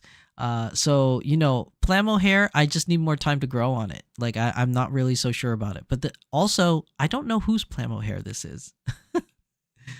More Be Seen bags. More bust pieces, this time in coffee, some more coffee pieces. We have Pride Prowess's mask, some more masks, some more black navy. Now we have more patterns. You see these rose patterns for an outfit, let's just say. We have a gray face up here, which very cute. Again, I have no idea who this face is. So I'll let you guys kind of decide on whose face this is. You know, you would think someone like me that has been following Smart Doll for the longest time that I would know and recognize every single face. To be honest with you, I don't. The only face I recognize is Chitose. It's so hard for me to tell these facial sculpts apart. Okay, so more product, just product photos, prowess photos, more prowess photos. Okay, so we have more patterns here. It says 150%. I can't make do of what anything else is on this picture. Some more product photos. Again, with the product photos, this is all more of the same. We have more eye cradles, the clear eye cradles, that is. You want that face up on your green? That would be amazing. It would be really cool. Let's see. Some more flash cutting of hand pieces. Okay. Oh, and these are probably mannequin or pocket, smart doll pockets. Because these are, now looking at these are smaller. And then in the next picture, it kind of confirms regular smart doll hands, pocket size hands. So we've been having many, many, many product photos of pocket stuff in the past couple months. Okay, so then we have like some more smart doll heads. Pear-shaped body. Very lovely face with the open mouth. Very cute. She reminds me of, what's the name? Journey. She reminds me of Journey. Now, I don't know if this is Journey or not, because again, I'm bad with face sculpts, but she reminds me of Journey. The way the eye shape is and the eye makeup, it very much so reminds me of Journey. Okay, so we have Pride Prowess, some more Prowess, some outfit pieces, some pattern pieces, which I don't know what this is. Okay, some more Pride Prowess. Again, this is going to be the pear version. You can see that the head is a little bit more plump, and also it's attached to a pear body. Little kind of pixie cut wig that she has on here. Kat says it's Freedom. She had the blush marks. Yeah, Freedom did. But didn't Journey also have the blush marks as well? I feel like Journey did also. I could be wrong, though. Again, I'm not good at these face-up recognition things. So we have more eyes with different color eyes. Teal, purple, red. I like the purple as always. We have the wigs. More wigs. This is more like an Oceana type wig, I think. Chitose. We have a Chitose in coffee. Oh, look at that. Wow. Okay. Red. Bright red. You know what this reminds me of? This bright red Cortex. The very first thing that popped in my mind when I saw this, when I clicked on the picture, the red stormtroopers in Star Wars. You know the red stormtroopers that had the long red coat, cloak, and they were always guarding the Emperor. They were always on the Death Star or on the Star Destroyer. Excuse my language. Oh my God, the Star Destroyer, where wherever the Emperor went, they had those red stormtroopers. And seeing this red, it just reminded me of that. I know it's not a stormtrooper, but I'm just saying, seeing the red, it just really reminded me of it. Okay, so we have more face-ups. This looks like a coffee, maybe? But it also looks like a regular smart doll and then a mini smart doll head. Like a pocket, maybe. Pocket-size head. But you could definitely visually see, unless it's like playing tricks on my eyes on which is bigger and smaller, it does look like one head is definitely bigger than the other head. More product production photos. I think this is a repeat photo because I remember this phone like that. More Pear Girl, Black Navy. Oh, Black Navy though, in pocket doll size. Yeah, because you have the bigger hands underneath. Oh, well, let's see. More pants designs. Okay, maybe a new khakis, maybe? I don't know. Oh, a red dress. Why? Okay. Why does this red look like it has patterns on it? Like a quilted kind of look, maybe? And I know this is not the case, but why does this look like Spider-Man? Like, I feel like this is like, you know how Spider-Man's outfit has like a texture to it? You know, kind of like where the webbing is kind of thing. Why does this look like it has a texture to it like a Spider-Man outfit? Scruffy says red She-Hulk. Are you talking about this picture? The where is it? Where did it go? Oh my God, I think I blown past it. Where is it? Are you talking about this as a red She-Hulk? Or are you talking about the outfit? Because this, I don't know, this looks like a Spider-Man kind of pattern. I know it probably isn't. It probably is not, but it kind of looks it. Matthew Nelson says Crimson Guard. Oh, that's the name. Yes, they're They're called the Crimson Guard. You're right. I was trying to remember the name. Okay, so more eyes. We got more eye stuff that looks cool. We got more boxes here, just product designs and boxes and stuff. Oh, wait, was that a... Oh, look, in the background, there's a pocket. There's a Smart Doll pocket in the background. I just kind of like saw that out of nowhere. Oh, not the outfit? Yeah, okay. So then the red Cortex, it could be a red She-Hulk. But yeah, you see back here in the background, we have a Smart Doll pocket there. And we have Mirai sporting this... I've never seen this outfit before. It's like a blue, I don't know, like cheerleader outfit or something. That's an interesting find. That's really cool looking. I'm going to have to blow that picture up later to get a closer look at it. But that looks really nice. Some more pyramid boxes. Very, very nice. I love this hair. So cool. Now I want a pocket girl. You and everybody else out there. Everybody wants a pocket girl. Let's see. More eye cradles for the anime eyes because they're a little bit flatter. Let's see. More eyes. Here we have a pattern for a top. Looks like a nice little short top kind of thing. I don't know. Some screws here. That's for I'm assuming the Cortex. Some more boots, leather boots. We have some more clickety clicks. Very cool color wigs, the little pixie wigs. Christina says, I thought the red was the Star Trek dress. Oh, it might be.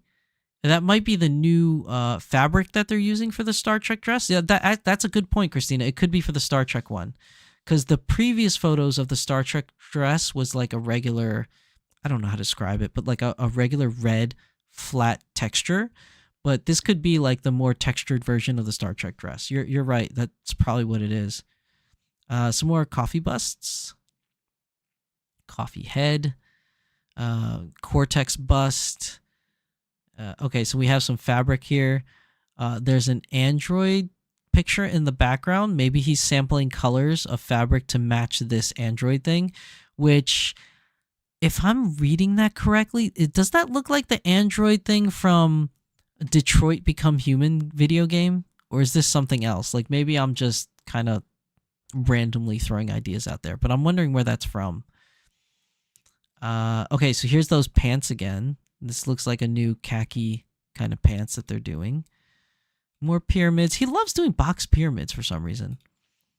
Oh, here's the vinyl shoes, which I have to say, that's one of the things of Smart Doll I miss the most, that I really miss, was the OG Smart Doll heels that were actually like made out of like, I don't even know what it's called, like a leather or a pleather or whatever thing, versus these vinyls. I understand the reason why he moved over to the vinyls, but I really miss the old Smart Doll shoes, the high heel shoes. I have a couple pairs of them in my collection, and they're very well loved and cherished because I wonder if we're ever going to get the Smart Doll heels of old. I really miss those. But these are the vinyl ones made out of vinyl. More pocket hands. We're getting more pocket hands. Okay, look, it's looking like Danny and his team are working on some stuff here.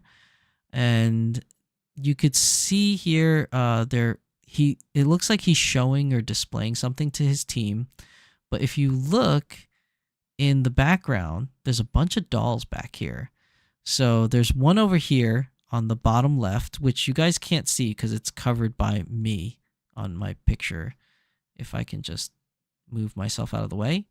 There you go. You could see back there behind the window, there is a cocoa skin doll behind this guy's head. That looks like a male doll. Like a prototype male doll. Then we have a gray Cortex here. It looks like we have a normal Cortex. Then we have a crystal clear, from what I can tell, it looks like Battle Angel Alita. Over here is a crystal clear version of Battle Angel. Over here in this corner, I can kind of see, it looks like a gray male body and a cocoa skin male body here on this side. And then in the background here on the upper right, it's too small. I can't really see. So We'll have to like screenshot this and blow up the picture later to kind of see what that is. But there are some dolls here hiding in the background over here too. So there's a lot of Easter eggs in this picture here. Moving on, they're painting the Cortex bust. More picture of semi-real, Proud Prius semi-real. Pixie cuts, more pixie cuts. More bags, more boxes. Some more wigs that are going on here. Oh, what did I do? I pressed the wrong button on my screen. Okay. And then this is more the pictures of prototype Cortex bus. So you could see from here, this is probably, again, I didn't see the Cortex in person when he brought it with him to California, but I know that the bus changes here. It just kind of pulls off from the chest. I'm assuming in these little things is where the magnets go, or somewhere down here is where the magnet go, so that it can actually attach to the torso. But you can kind of see here that these are like just prototype sketches. Some color mixing. They're trying to color match. Oh, here we have more of the green outfit. Okay, so there's more of the green outfit. We have some smart doll feet. Some gray, smart doll gray with the green eyes. I don't know the face sculpt. Okay, we have more coffee here. Just some torso cuttings here. Let's see. Just some busts. More box pyramids. He really likes box pyramids. Okay, so now here's that white tee that we were looking at before, the prototype. So it looks like he has just have a new version of the what he was calling the nice tee. So we have more nice, or an upgraded version of nice tee, and we have a black version as well for the nice tee. Has the Cortex body been released yet? No. Cortex 2 has not been released yet. There may be some individuals out there that may have gotten prototype or beta type testing of the Cortex body. Maybe, but take that for a grain of salt. I don't know if that actually happened. But I know he said that he was going to. I just don't know if it actually happened. But officially has not been released yet. So here's some fabrics that he's choosing. Of course, I like lavender, but you know, obviously he's not going to pick it because he has this gray and this black here. More box pyramids. He loves box pyramids. More of the wigs that I like. More of the face up for Cortex here. This is cool. So this is just showing what you could do with the Cortex piece. So in Gundam, when you build Gundam model kits, there's a thing called, there's a technique called panel lining. And usually these little crevices in between the panels, a lot of people, they use black paint to fill in those creases. And what that does, it gives the model kit some more three-dimensional to it to make it look like actual shadows or separation between the parts. But another technique that a lot of Gundam builders do is they use different colors, like here, to accentuate different things. Like maybe this is a bolt, maybe this is a rivet or something. So like, or maybe this is a small little, since it's cyberpunk, maybe these are lights or chips or microchips or something that's put into the body. So this is some like interesting techniques that you could do with your Smart Doll Cortex when you get one, is different ways to paint these little crevices to make it really unique in your own. Let's see. More pictures here. We have just feet parts. We have more bust parts, more eyes.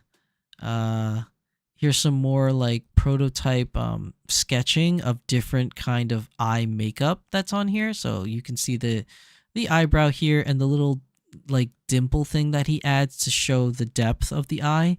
And then you have like the actual eye. So all these different colors just represent like a different shade that's layered on top of each other. So, you know, obviously this yellow is going to be one shade, the blue is going to be another, the green is going to be another. It's not really representative of what the actual color would be. Like, I don't think he's going to have neon green makeup with a pink eyebrow. It's more just showing you, it's just highlighting where the differences of colors are. Let's see. More prototypes of this green dress.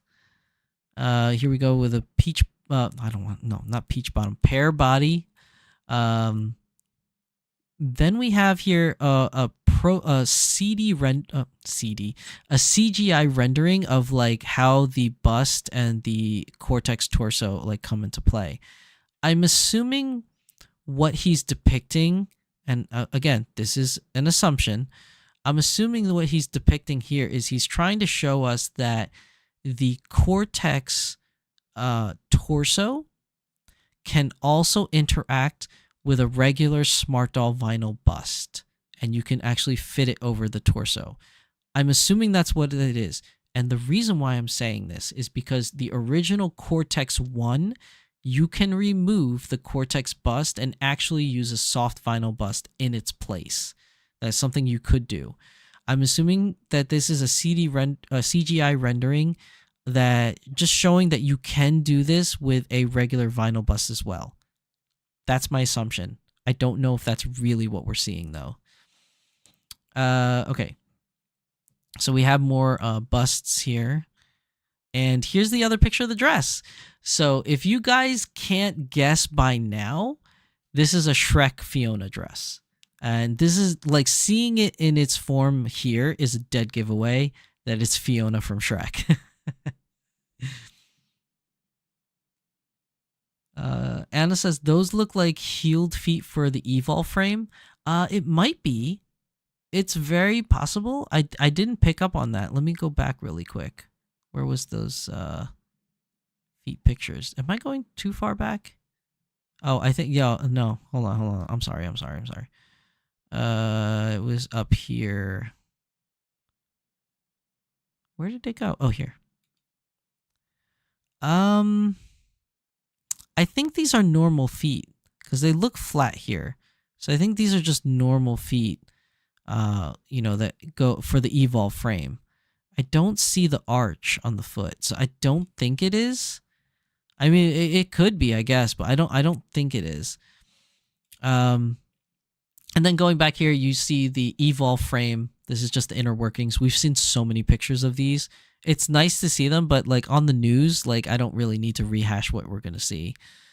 We have more pair body parts, and wait, what? I went too far. Here we go. Pair body parts. There we go. And then click on the next here.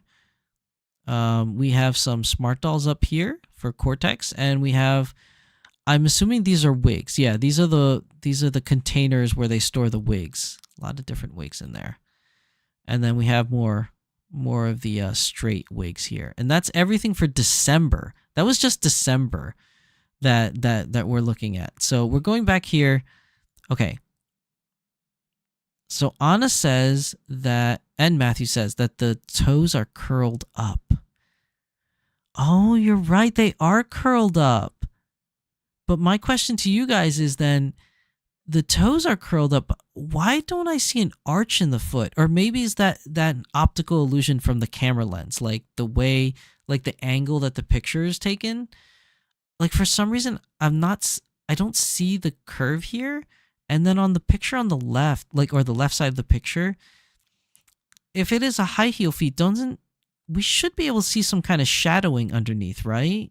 Like if there's see, that's my biggest takeaway is that I do notice what you're noticing. I do see the curled up feet. So that does kind of give a hint that it's a high heeled feet. But for some reason, I don't see the curvature though on the foot. Like normally there's a curvature, right? Like on the foot itself. Or am I just like not seeing something? Or just misremembering something, which is very true. I tend to do that sometimes. So, I am fallible. Matthew says it's kind of a partial healed foot. Maybe. I mean, it could be, but it's all real good guesses. Like, I just don't know. But thank you for pointing that out because I didn't realize the curled up toes in the front. Anna says the outside is still straight on your foot. Arch is inside. Oh, okay. So maybe we just can't see it because it's on the inner side. That's fine. Yeah. But yeah, it could be because we don't have. I don't think he released high heel feet for Evol frame yet. But to be perfectly honest, I I haven't been keeping up too much on his releases page. Because it's during the holiday season. I just kind of like went social media dark. Like I didn't really look at anything during the holidays. But yeah, I think you're right. It probably is an Evolve like high heel feet. So moving on to 2025, there are 57 pictures in January alone. So we're gonna try to go through some of this. All right, so here we have the Cortex feet. You could see a CGI picture or rendering of a Cortex foot. We have some more face-ups, and this girl has freckles. So I'm assuming it's the same girl. It's just pre-freckles and then after freckles and blushing and some more makeup. But this is like kind of like the base coat, so to speak, I feel like. And then, oh, okay. So here we have the survivor type burn scar victim prototypes. I remember he released pictures of this before, like a while back, saying that he's making it a little bit more realistic. So this is definitely along those same veins. Then we have some pattern here. I don't really know what this is. F, B, and B. There's just not much to go on this, but okay. Some more product pictures. And then we have a head wrapped in a towel for some reason. Maybe a sneak peek of a new doll. Oh, wait. Maybe. Is that Naughty But... No, that's not Naughty But Nice. Naughty But Nice's mouth is a little bit open, I feel like. Huh. Let me see. Hold on. 1 second, guys. Yeah, the mouth is a little bit open. Oh, but this one, no, I can kind of see it. Maybe this is Naughty But Nice because it's a little bit open. I can see like a little opening there. Maybe that is Naughty But Nice. That might be. More box pyramids, again, with the box pyramids. Short curly wave. Give me a second. I need more water. I'm going to get a drink of water. Ads will play while I drink water.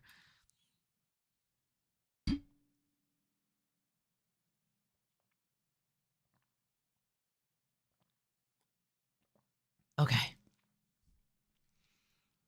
All right, so then moving on. All right, now we have some more heads here. Now, there's a lot that we can deduce from this. This here is...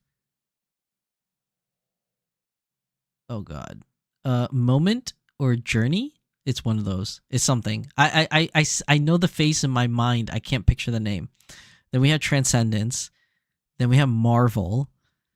Then we have I don't know. And then we have Fortitude, I think, or Future. I can't tell with this one. I think I got 2 out of the 5 right. I don't know about this one. I think I got 2 out of 5 right. That's pretty good for me. That's pretty good for me. How many of you can guess all 5? That is the real question. Okay. Oh, this is cool. Okay, so with the Cortex torso piece, I think that like these little pieces here, I thought it was painted on pieces, but now it's looking like these are actual tabs that you put in from the inner side of the frame. Because obviously you see these pieces here on the back side, they don't show here, right? So they go on the inner side of the frame, and these are the pieces that you actually see that stick out. That's really interesting. This is a technique that they use a lot in Gundam model kits. Like when you build a Gundam model kit, they do this technique a lot where you will have an armor piece. Like think of the torso as an armor piece, right? It's like a big armor piece. And then if they want to put little pieces in between, what they used to do is because they were so small pieces, it would all be just one color. And it was up to the builder to paint it themselves. But a lot of the newer Gundam model kits are now built the same way as this, or this is modeling off of the Gundam model kits, where you have a big armor piece with some holes in it, and then you would have these little pieces like this that you would stick in from the inside, and then the color would pop out as a separate piece.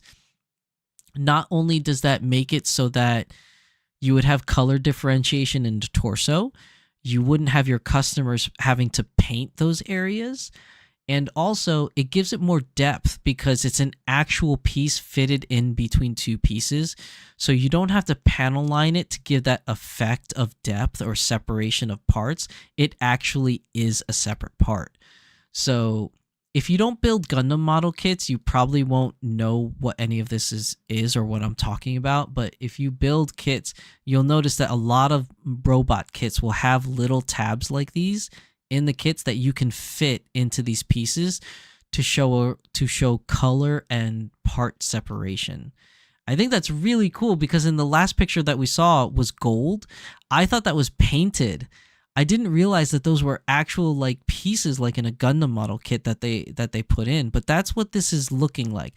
Now I could be wrong, maybe they are painting it still and they're showing us something else, but looking at the size of these holes and then looking at these little pieces, it looks like these are, you know, pieces that you slide in between for color separation.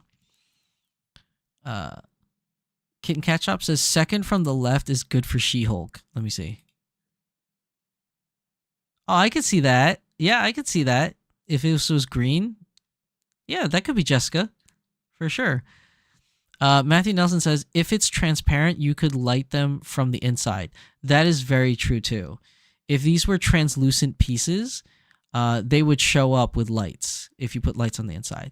The problem is that I don't know, you know, obviously I wouldn't know. But I don't know if Danny is planning on making these actually for sale or if he's just doing for his own private collection and that he's just showing us what you can do. Or even if he does do it, we have no idea if he's going to do clear pieces. But if he does, that would be a hot seller for sure. Like, I'm assuming these are all add-on pieces. Like, when you buy a Cortex, I'm assuming it's going to be bare bones doll, which means that all these holes are going to be empty and that these little plastic pieces are separate pieces you can either buy or they could be separate pieces that he's working with his smart doll creators to create and them to sell themselves for us as consumers to also buy and add to our dolls to customize them. So those are all just like, you know, ideas that I'm just coming out from the top of my head. And you can see how the pieces kind of fit in this little CGI rendering. But that's really cool. I did not expect them to do something like that. There must be somebody in the Smart Doll team, aside from Danny himself, that build Gundam model kits that probably came up with that idea. That's a very cool idea to do. Okay, so more Smart Doll heads. I have no idea about any of these girls. I can't tell who is who in any of these. But what is really interesting is if you look at the one in the back over here, that is a survivor right there with the new scar on the face. So that's pretty cool. Some more prototype heads. For some reason, these look like Chitose heads. They really look like Chitose heads. I don't know if they are or not, but they kind of look like it. Okay, some more face-ups here with the freckles. So this is the base coating, I guess, and this is like when it's all done up. Oh, hair choices. So, oof, look at this swatch of colors, man. I mean, we have our normal neutral colors of blonde, brown, you know, black, but some of these colors pop. Like this blue here and this lavender is really nice. The white would be cool if we do some kind of like platinum white kind of wig for a doll. That would be cool. This dark lavender is nice. This purple's too bright. This bright blue would be really cool. The green we already know is going to be awesome. This light blue here, oh, that's nice. It's like a Snow Miku kind of color, light blue. We have a pink here. Oh my god, all these choices of hair colors. This dark blue over here, oh. I can't wait to see what Danny does with these colors. Now, obviously, these are color swatches. It doesn't mean that he's going to use any or all of these colors. These are just choices that he has to pick from. But some of these colors here would be really nice to see on a Smart Doll wig. Like even this dark red, this magenta red, that would be cool to see on a doll. I'd really like to see what that looks like. Ooh, this forest green. You see this peeking out? There's like a small little peeking out of forest green. That would look really cool. That would look cool for She-Hulk. Forest green. Okay, so Smart Doll wigs. We have the really cool like turquoise that I like. Some more like product photos. Okay. So now we have more of this khaki thing. And now it's looking a lot less like khakis and more like adventure pants. Like kind of those walking trail, like trekking kind of pants. That's kind of what this looks like. Oh, dude, here. See? Okay, so we have the Cortex feet, and these are the parts. These are the little parts that fit inside. So you could see this here. This is the one piece right here. One piece, not the anime.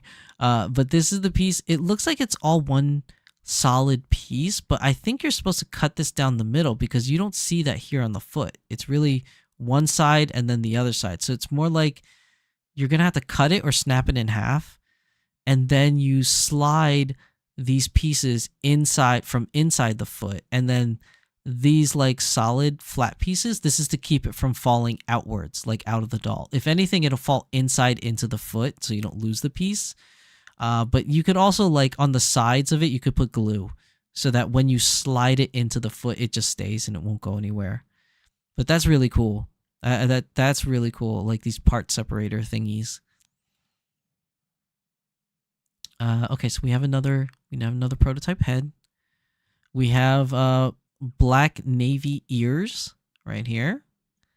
The elf ears, sorry. Okay, some more black navy. Oh. Brain Bank Lucid Blue. Oh, so he's using it. The dark blue I was talking about. That looks really cool. That looks really cool. Brain Bank Lucid Purple. Ooh. I want to see the wigs. I don't want to see pictures. I want to see the actual wigs. These look cool. These look really cool. Okay, so then we have the what's it called? The Smart Doll jacket. I forgot what it was called. Was it the Sequoia jacket? What was the name of this one? But it's in red.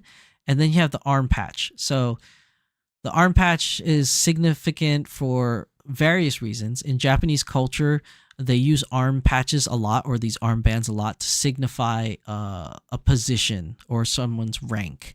Not necessarily in the military per se, but more so like a lot of like military people have armbands, but also like organizations or groups have armbands as well. So if you're part of like, at least in Japanese culture, if you're part of like, let's say, I don't know, like the marching band or something, maybe the leader of the marching band would have or the team leader. So if you're part of the clarinet group or you're part of the tuba group, maybe the leader of the tuba group would have an armband, just signifying that they're the leader of that group kind of thing. So they usually like ranks or show of different separation of what clubs or groups you're a part of. So it's just interesting. I wish I could read Japanese so I know what it says, but they have an armband thing. Even in American society, we have that too. Like in the military, if you look at military police or MPs, they have a white band around their sleeve that says MP on it. So, you know, like you'll see these in a lot of different cultures, these little armband thingies. Okay, so okay, so we have a He-Man shirt that he's gonna make. So there's some distressed fabric here and then like this little He-Man thing. Okay. So I'm wondering what that's going to turn out to be. Some more eye cradles. We have some more of the turquoise wigs in the shortcut. Oh, golden wigs. So we have the gray, we have the brown, the light brown, like the amber or whatever, auburn. Then we have this golden looking wig. That's really cool. Well, it's not really gold, but it's like, you know what I mean? The like bright blondish wigs. Okay, now we have a green head, and these look like the color palette that they're going to try and use on the green head for the makeup. Okay, pocket doll hands in black navy. And again, Smart Doll Cortex bust with the color separator pieces. That's really cool. I really dig that. That's so cool. Okay, some more prototyping of the Smart Doll bust. Okay, and then we have some more prototypes here of a top and bottoms. Green! Okay, and then we have another head peeking out here that's wrapped in paper towel or whatever that is. I don't know who this character is. This is definitely not Naughty and Nice because this one has freckles. I have no idea who this character is. Okay, and then we have some more eye cradle stuff. Okay, some more face ups here. So this is like a bunch of different girls because this face is different than this face. So I don't know who these are. This one right here is a... Who's the character that has this blush? There's a very particular character that has... I want to say it's like... what is her name? Mirai's sister? Hanukkah? Is it Hanukkah? Oh my god, I can't remember her name. I think it's Hanukkah. Or it reminds me of Sana that had like those little like dimple things. I can't remember that. And then again, I always say Journey. It looks like Journey to me for some reason. It's that blush. It's a dead giveaway, I feel like, and the eye shape. But I'm so bad with sculpts. Okay, some more like lingerie or innerwear. Curiosity. That's right. Curiosity also had those very specific dimples with like the little like light shining off of it kind of thing. Oh, I was right. Okay, so they're prototyping. Okay, so these outfits are the outfits for the androids in Detroit Become Human, which is a video game on PlayStation. I think it's on 4 and 5 now. And it's kind of like a story-driven narrative game where you just make choices and you just watch a movie essentially. It's a little bit more interactive than that, where you get to move the character around, but it's not very action focused. It's more so like you walk a character around, you look at things, and then you make choices. And depending on your choices, you watch a different cutscene or something like that. It's like what you would call like an interactive movie, I guess, so to speak. And those type of games originated as real interactive movies where you would just essentially watch a movie scene and then it would give you a choice. And depending on the choice you make, you watch a different movie scene. It has since evolved into a game where you can actually freely move the character around. And depending on which objects you interact with or who you talk with, you'll get different movie scenes then. But those games were never really intended to be action focused where you actually get to play the characters and shoot people or, you know, make things or climb things or anything like that. It's more like a story driven narrative that you get to make choices for. It was a really good game and it had multiple endings. So unless you played it multiple times and made multiple choices, you're not going to get the full story. I never found out the full story because I think I cleared it only 3 times. So I only got 3 different endings I never saw before, but there's a lot more to it than that you could do. But it's nice to see it because I guessed it right. It is the android outfit that they wear. So all the androids in this game, they come from a certain company and they all wear a very particular outfit. And this is the outfit. So it looks like he's been playing a little Detroit Become Human and it's gotten some inspiration to make an outfit. So it's kind of what we're seeing here. Ben says it's a good game. Love that game. It's such a good game, Ben. I really enjoyed playing it. I gotta play it some more so I can find out the other endings. Christina says, "Hey, the Smart Doll store has the high feet with the curl and flat feet for sale." Oh, really? I didn't even realize that. I have to go check that out. Kat says, one of the best narrative games of all time. It is really good. Detroit Become Human. Although I don't know if I would say the best because there's so many games out there that are like that and I haven't played them all. But I would say personally for me, the best narrative game I've ever played that's story-based has got to be, it's an older game, but it was called Heavy Rain. And I think it came out on PS3 is when it came out, and they made a PS4 version of it, like an updated version, but it was called Heavy Rain. And I think it was one of the first story narrative driven games that you get to interact a little bit more with. That game was really good. I was so invested in Heavy Rain, like so invested in that game. And then after I played that game, it made me play other games like it, like Beyond is another one. Until Dawn is another one. Detroit Become Human is another one. What else is a story driven? Oh, all those archive ones. The what are they called? It's an actual.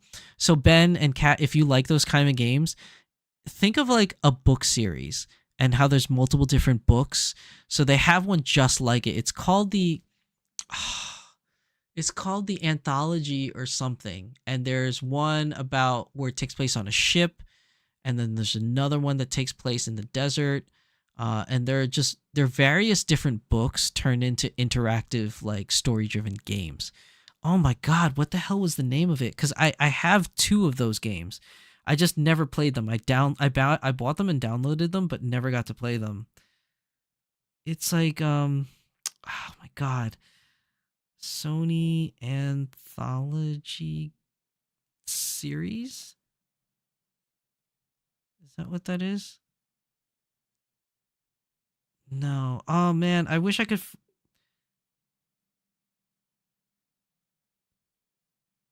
Yeah, yeah. Okay, it's called Dark Pictures Anthologies. That's what it is. It's Dark Pictures Anthology, and it's a bunch of games. So the games, it's really good, and some of them are co-player, so they're cooperative where you can play it 2-player. They're coming out with a new one called The Dark Pictures: The Devil Is in Me, and then the prior ones was House of Ashes, Man of Medan. That's the one that takes place on a ship. Little Hope. Where are the other ones? I know that there are other ones, but they're called the Dark Pictures Anthologies.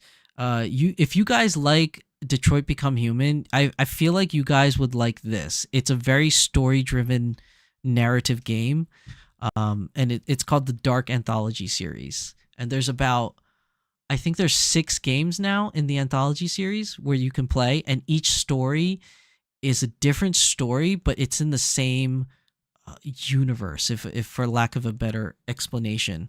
And it is, I think the original games were only like 1 player, and then as the games went on, you could actually start playing them co-op with other people.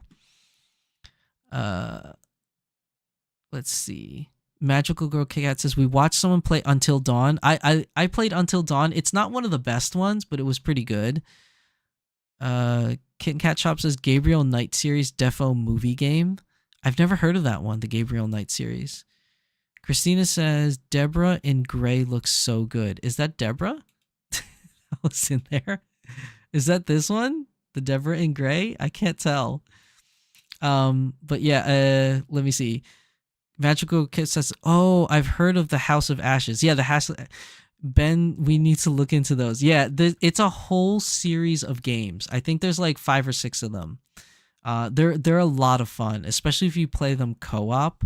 I've watched a couple like streamers play them together, and now I really want to play it myself. I just haven't gotten a chance to play it, but I have 2 of them already. I just didn't play them yet. I downloaded 2 of them. Kitten Cat Shop says, LOL, go way back for Night Trap for Sega CD. Oh, I remember that one. That's right, Night Trap. It was a detective game, wasn't it? And I remember there was, and this is gonna sound so cheesy. The reason why I remember it is because I'm pretty sure there was a sexy nurse scene where like one of the girls was wearing like a nurse outfit or something, and like the detective was trying to interrogate her, and you had like different choices to make during that scene. And I remember it was pretty controversial because everybody was talking about it, be like, oh, this is like a scene that's crazy. Either that or I'm thinking of a totally different game, but I remember there was a game for Sega and CD, and it was real people. It was real actors that you would watch like playing it, and then choices would come up on the screen, and depending on what choice you make, the actors would change like what they would say. But I remember that was like way back in the day. It was one of the earlier versions of like playing cinematic games. Anna says it was so bad. I mean, like it's an old game though. Kat says like real B-movie actors. Yeah. I remember the acting being really bad, like in watching the trailers and stuff. But yeah, I remember that game. Kat says, "Hey, nurse." Oh man! Oh, what a tangent. That's memory lanes right there. But if you can get your hands on Heavy Rain, that's a very good game if you want to try it out. But it's not for kids. It's very dark. Okay. Oh, I'm skipping. So we have this green head here, and I don't know who it is, But one could say it could be a She-Hulk, but it might not be. It's more so it's Fiona. I'm assuming that this is Fiona because we have the little Fiona antennas here. So I assume this is a Fiona, and then the hair, because it's red, it's like this reddish kind of hair. I'm assuming this is Fiona, but it could be used as a She-Hulk. Gabriel Knight was PC but had werewolves. Oh, I've never seen that. Kelly Popular, welcome to the stream, Kelly. Green, yeah, I know the green. Everybody's getting hyped for green. Okay, so now we have some more of like a flaxen colored like curly hair. Looks very nice. Okay, here we go. So we have some prototypes here. So as Anna has mentioned, this is probably Curiosity because those dimples and the cheeks are a dead giveaway for her. And this one, I feel like this is like, I can't tell who this is, but it reminds me very much so of Genesis. But I don't know if that's what this character is. Magical Kit Kat says, I really want more blonde options for girlies. I have so many red, dark browns, and black ones, but one blonde. That is true. Aside from Kizuna back in the day and Melody having blonde hair, and then you had Supergirl, but Supergirl was more of like a flaxen type dirty blonde hair. You're right. There's not many blonde versions or blonde hairs for dolls. You're actually, I didn't really realize that. We have a lot of black, dark brown, light brown. We've had the gray, we've had some of the greens and the, all that kind of stuff. But yeah, there's not much of the blonde ones. I mean, they're out there, but there's not many of them. Kelly says, I'm still good with the gray and the black navy for the dolls. Yeah, I mean, they're still very cool looking, but I think they're eventually going to get cycled out for other colors. They all have like a limited lifespan for those fantasy colors. King Cat Chop says, yes, Kit says she wants blonde options. Her wig is a bit rough. Looks like Curiosity and Coco. I really want her in coffee. Yeah, she does look like Curiosity and Coco. But this one I think is Genesis, right? Like the original Genesis? Which we haven't seen in a long time. Unless I'm getting it wrong, it could be another sculpt. Okay, so now we have some more Pride Prowess.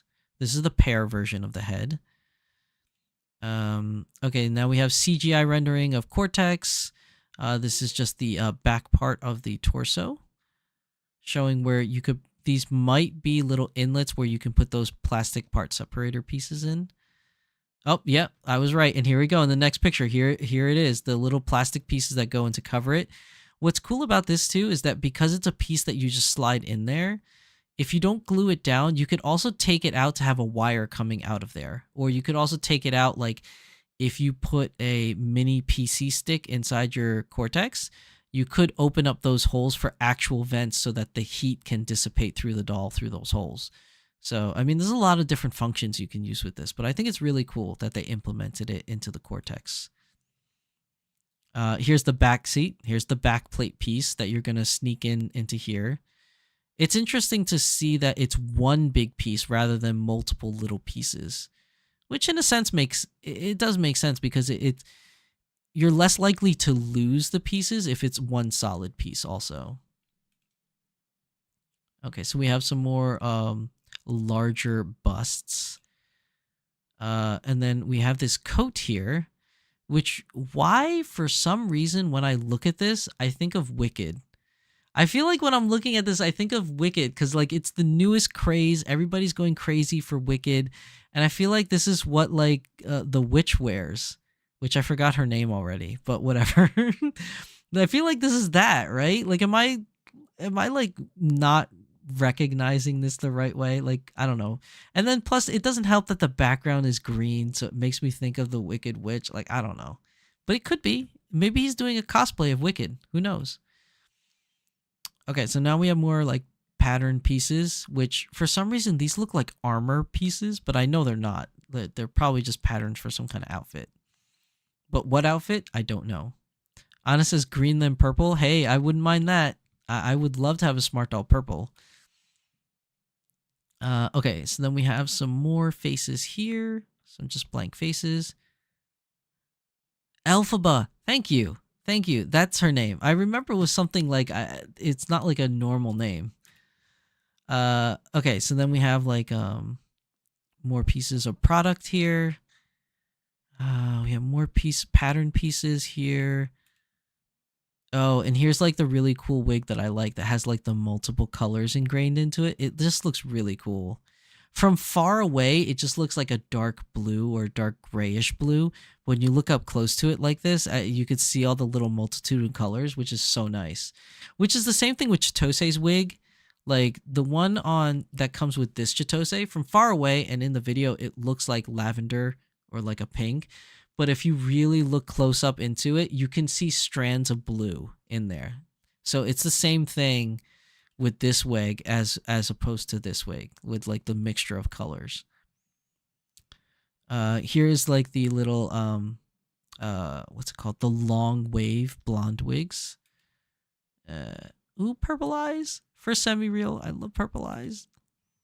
And then we have some more here, the black navy with the cyberpunk gold linings. And then, I forgot her name already. And then another one for Pear, which I forgot her name too. And that's it. That's the end of January. Whoa. We really like cruised through January a little bit. But that's everything for Smart Doll news. Wow. We kind of covered... Smart Doll news always takes a while because Danny always gives us so many like teaser photos and like life photos that are going on in the shop, which is very much appreciated. I am not complaining in one bit, but it does take quite a while to go through all of them. But yeah, that's everything for the news this week. So hopefully you guys really enjoyed it. Enjoyed everything that we kind of covered today. There's a lot of really cool teaser things that we saw in today's news of what to look forward to and what's going to be coming out in the future. I'm really excited for a lot of the things that we've seen today. But yeah, that's everything for the news this week for the Doll Symposium episode 76. Now, before I end off today's episode, I do want to cover in at least a small bit of my plans for 2025. I usually like to do my first episode of Beyond the Doll of the Year to talk about my goals or my plan for 2025 and this channel. I will give like a little sneak peek or a little hint to what I want to do now, and maybe I'll go more in depth next week. But essentially, Danny's post that he posts is kind of pretty much sums up what I've been doing. So for the holiday break that I take every year, I was trying to plan out what I want to get accomplished in 2025, like some goals that I want to set for myself and for the channel, like whether or not I want to do more conventions, whether or not I want to do more unboxing videos or travel videos, or maybe something even new. I try to plan out guest appearances, and I know this channel hasn't had any guests on the show for a very, very long time. It's part because my schedule hasn't worked out with a lot of people, but it's also in part that my program that I use for the audio feature of having guests on and having it work with OBS, I've been having problems with my new PC getting it to work. So that's also another problem I ran into.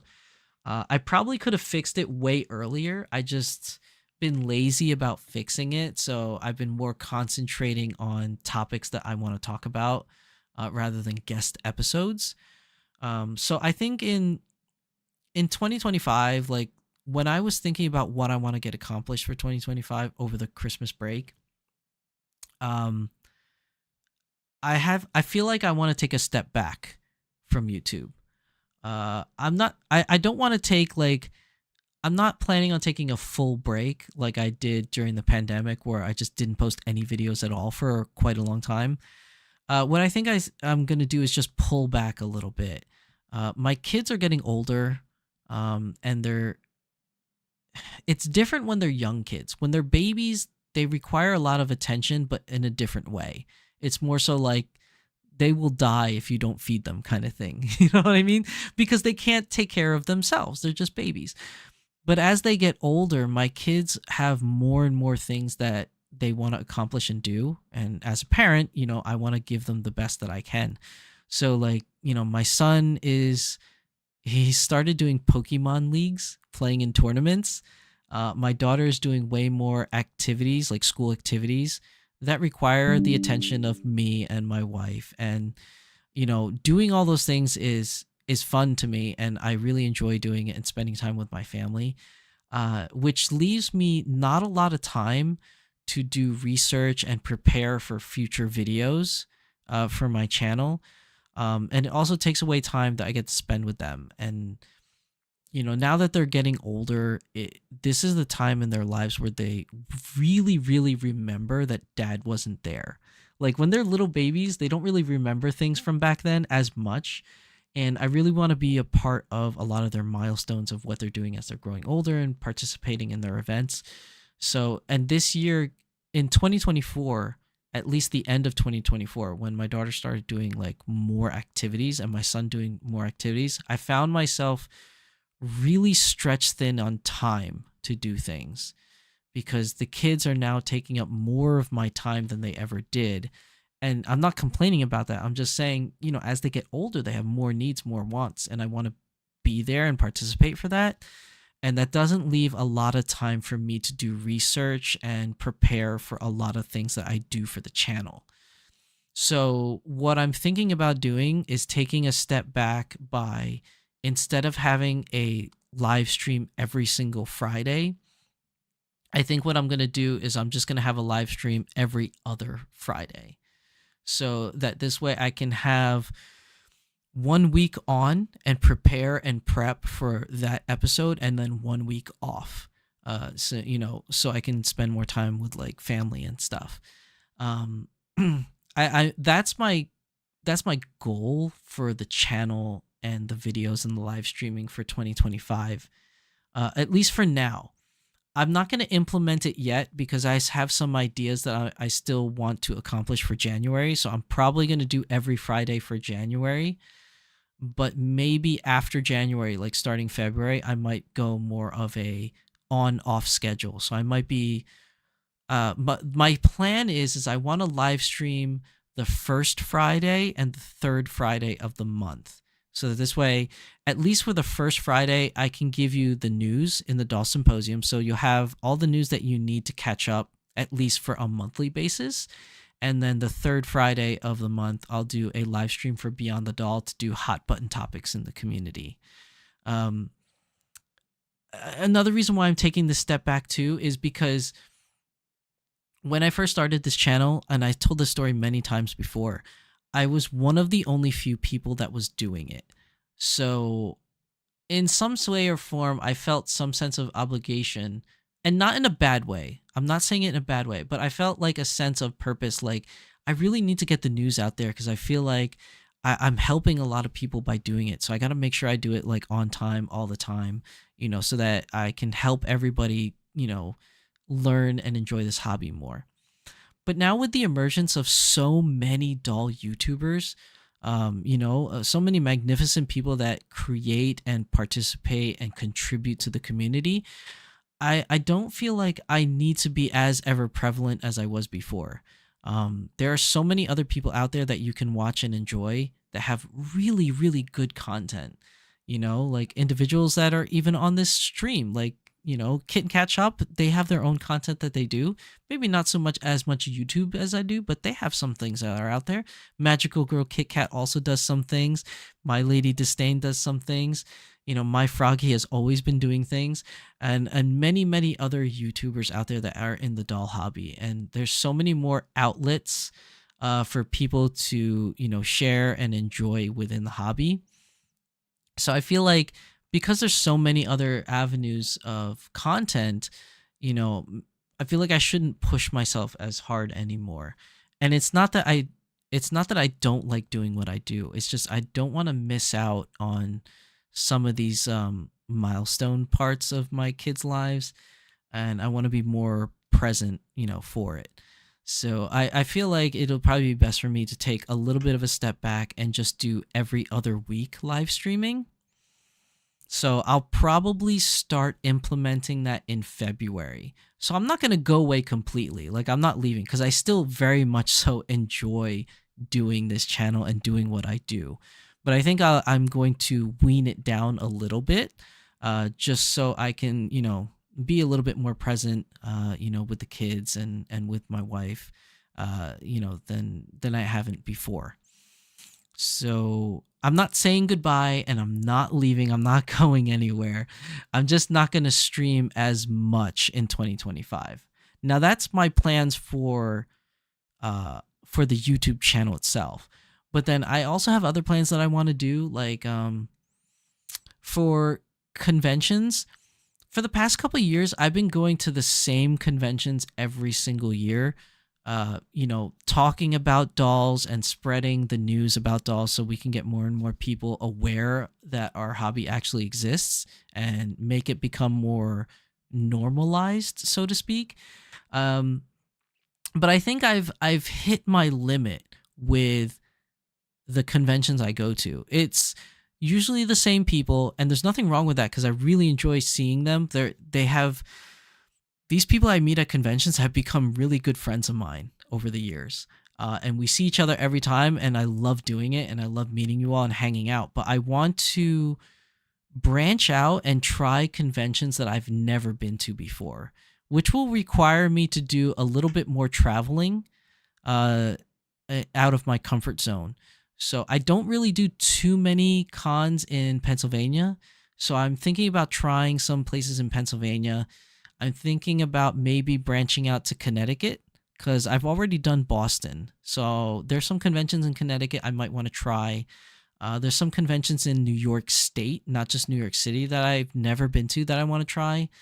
There's also some in Maryland and Virginia that people have asked me to try to go to. So I'm going to try to see if I can go to some of those and spread some doll love over there.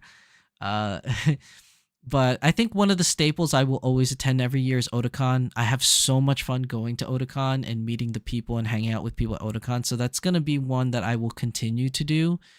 But some of the other cons I've done in the past, like Anime Next, I don't think I'm going to do that anymore. I don't know if I'm going to go to Anime NYC anymore. That's kind of up in the air.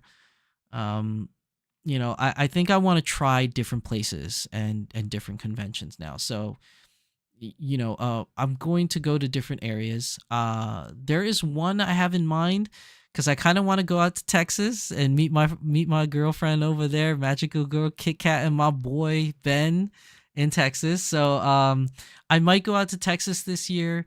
The plan right now is to try to see if I can get some panel space and do some panels in Texas for Anime Matsuri, which I think it's in Houston, or something like that. And it's twofold. Like, I want to meet my doll friends that are out there in Texas, but I also have family that live in Texas that I actually have never visited. So one of my big plans is trying to see if I can make it out to Texas and maybe do a con and do a doll meetup there while I'm there. But that's very iffy right now. I'm trying to see if I can scrounge up the funds to get over there so I can go. But that's one of my plans that I want to try. If it doesn't happen, it doesn't happen. But I definitely want to see if I can get down there and meet friends and family. So that's another plan that I'm going to try to do. So it's different cons, different places I've never been before. Travel out to Texas. Hopefully, if I can get it to actually work. That's really my plan for the convention scene for this year. I still am going to do Thy Geekdom Con with my friends. We're still gonna have our booth at Thy Geekdom Con this year. So if you haven't been, come out to Thy Geekdom Con in May. We're gonna have our booth of dolls there as well. So I will be there for that. And then let me see what else. I think that's it for the convention scene, I think. And then I don't know. So I haven't really done this very often on my channel anymore as much as I used to. But I don't know if I'm going to do unboxing videos anymore. And the reason why is not because I don't want to. It's more so because I honestly haven't been buying many doll things in the past year. I haven't really been buying a lot of anything really. And it's weird that I say that because it's like, oh guys, I just bought a new Anya doll and I just paid for the Final Fantasy dolls or whatever. And I want to get the new Naughty But Nice doll. But it's more so that like, and I talked about this in prior episodes of Beyond the Doll, where my collection is getting so big that I can't give enough love and attention to all the dolls that I have. So I really need to pare down my collection and just stop buying quantity and just more so enjoying the dolls that I have. And I know a lot of my friends have been doing the same. We've been on this doll game for a while and I have so many dolls and I feel like I need to pare down. So I've hit that point where I'm probably going to sell some of my dolls at some point in time. I'm hoping to sell them mostly to friends because I have a lot of friends that want to get into the hobby or want dolls, but they don't have as much money. So I'm going to be selling them at cost or a little bit lower, for friends that want to get into it. But I need to pare down my collection a little bit. So I haven't really buying many dolls. And even though I have been buying dolls recently, it really isn't as many as I used to. Like, in all honesty, like before the pandemic, I was buying maybe like 4 or 5 dolls like a year, which is a lot. So now I've been kind of paring it down to like maybe 1 or 2 a year. And I think that's like just a good plan for me to do.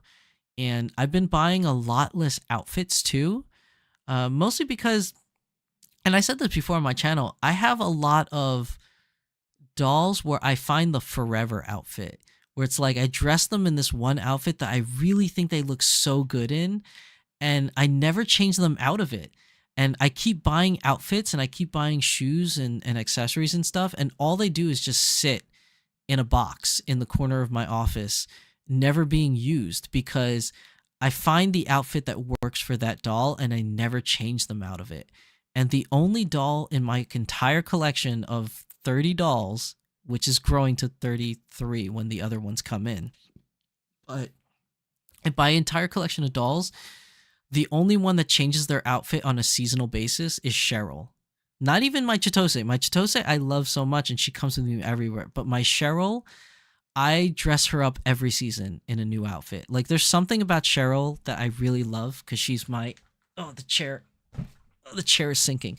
There's something about Cheryl that I really love since she's one of my favorite characters of all time, that for some reason I have this affinity or this grasp to change her outfit and make her, different every season. So she's really the only doll I ever change. So once I buy that forever outfit that works for a certain character or doll I own, I never take them out of it. So I have like a whole closet full of outfits and wigs and shoes and accessories, and they're just collecting dust. So I've really just been paring down on my doll collection in general, because I just feel like for me, it's a waste of money because they just sit there and I don't do anything with it. And like I said, and I said it like repeatedly so many times, once I find that forever outfit, that's what they stay in, because that is my perception of the quintessential look for that character. And I'm like, yeah, this is how she looks. Yeah. And she just stays that way. So yeah, I mean, I've been really paring down. The only times I feel like I'm really going to buy something if something super duper like caught my eye, just like Naughty and Nice. I think that is the first doll I've gotten super excited for in a long time. Just as much as like Marvel, I was very, very excited for Marvel. So that was one of the dolls I bought in 2024 for the Smart Doll. And the Dolphy Dream icons, because I really, really wanted one, is one that I bought when I had the lavender one. So, other than that, I haven't really been buying too many dolls. So I've been paring down on my collection, and it doesn't mean that I'm not interested in the hobby anymore. It just means I just have too much. And I never thought I would ever say that in my doll collecting career, I guess you could say, is that I used to always say in my videos is like, you can never have enough accessories and clothes and dolls. And it's like, no, I think I've hit that limit where I have too many. I just have so many now. And it's literally, what did my wife say? My wife said that I have a doll farm now. Like I literally have like a whole farm of dolls because there's so many dolls in my house. Like it's just getting out of control. So I really do need to start paring down on and making the tough choices on which dolls I really need to keep and which dolls I really need to spend my money on. So I think for future purposes for 2025, I think the only doll I might pick up is maybe Naughty and Nice and Cortex 2. Other than that, I have no plans to buy any other dolls that are upcoming, at least from Smart Doll. And then from Volks, I have the Final Fantasy twins that are coming in 2025 that I pre-ordered from last year. But other than those two, I don't foresee myself buying any other Dolphy Dreams unless there's some really, really cool character I've always wanted that I just have to have. There is another Dolphy Dream I really want, but it's not a character doll. It's a Dolphy Dream choice, which I was thinking about getting a proxy to buy for me. But I think the special thing about choice that I really enjoy is if I build it myself when I go to Japan. So I think I'm going to hold off on having a proxy get me that doll, and I think I'm going to make it my next goal that I'm not going to get it until I go to Japan. So it's more incentives to save to go back to Japan. But there is a Dolphy Dream choice with a new head that I really, really want. But I kind of want to build her myself instead of go through a proxy. So I think I'll pass on buying her in 2025, at least until I can get back to Japan and just build her myself.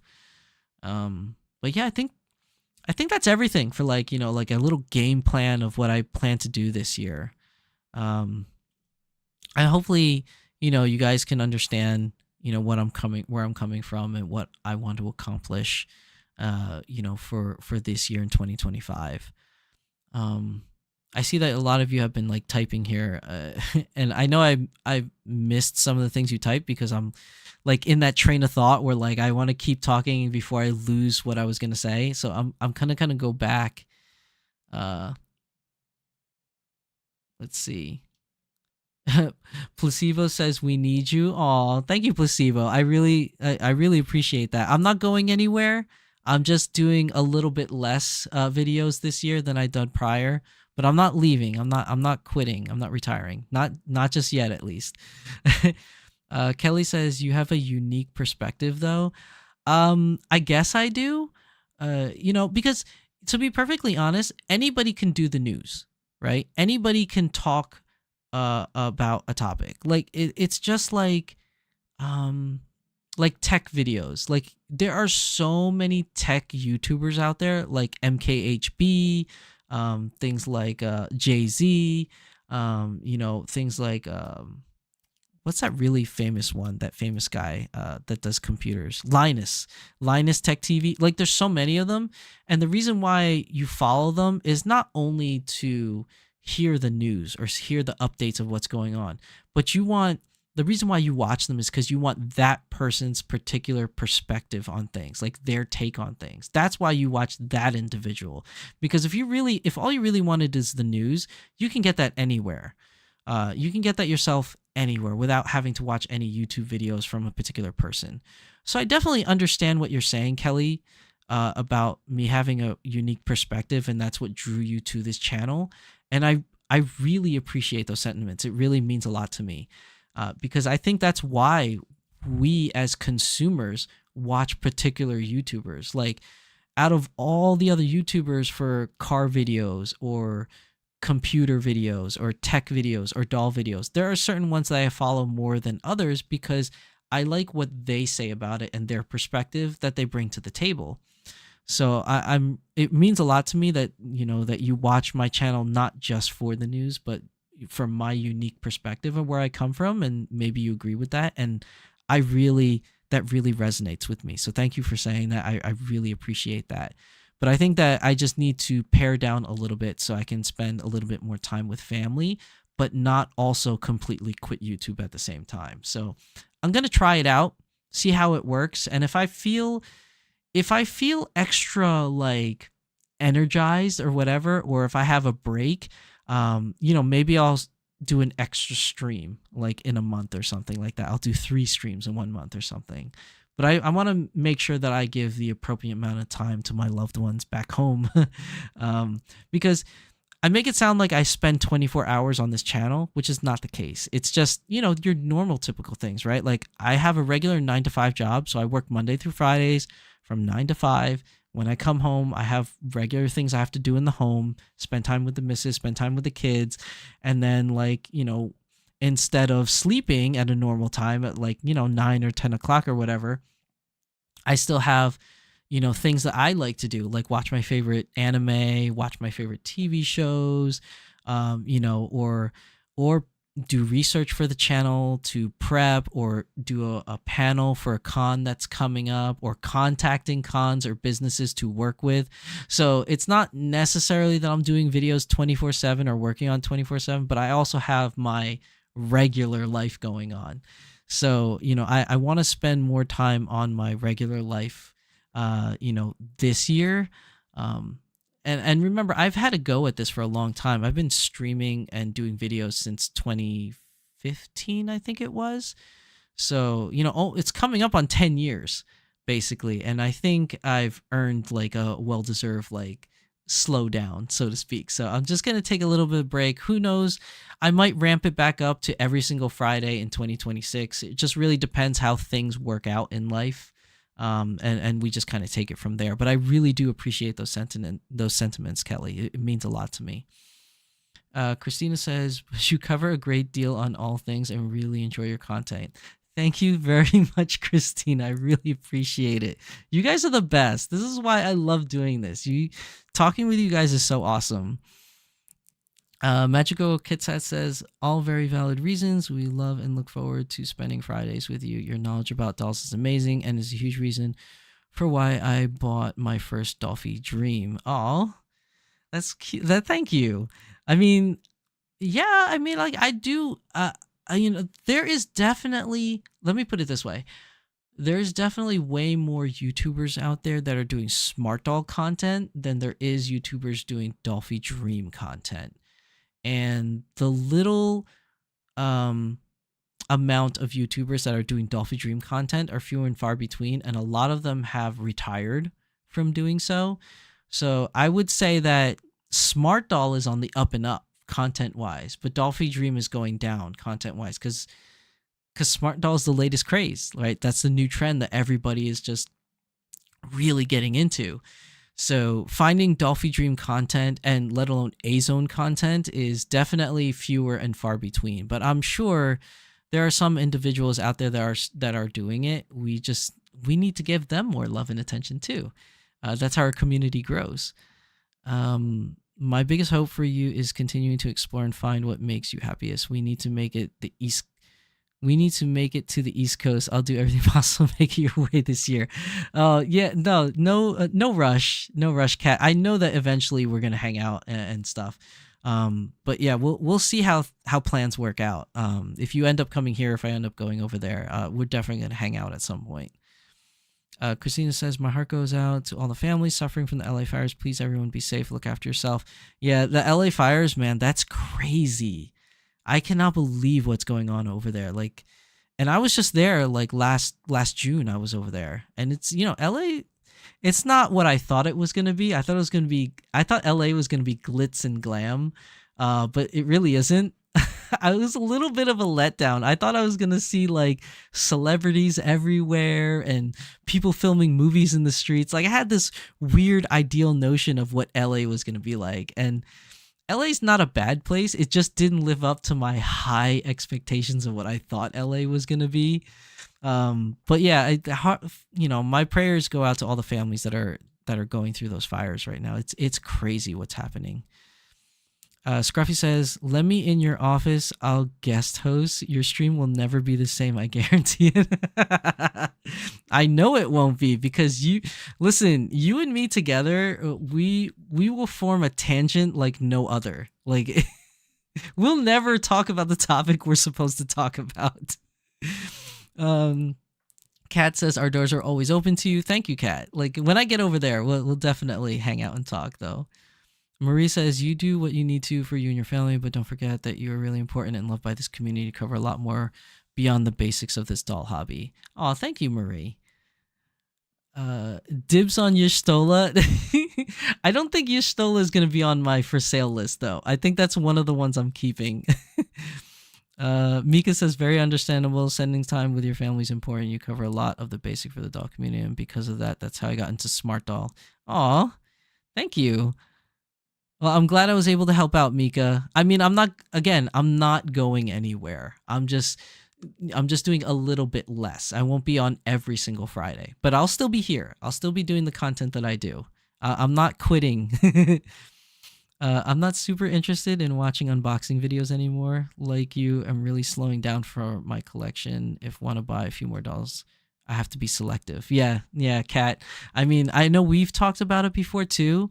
I definitely need to pare down. Not doing as much of them as I used to anymore. Last year was tough for me and my dolls. Been neglected. My dolls are a happy place, and your channels kept me connected to this community that I love. Well, thank you. Matthew says I collect too many things.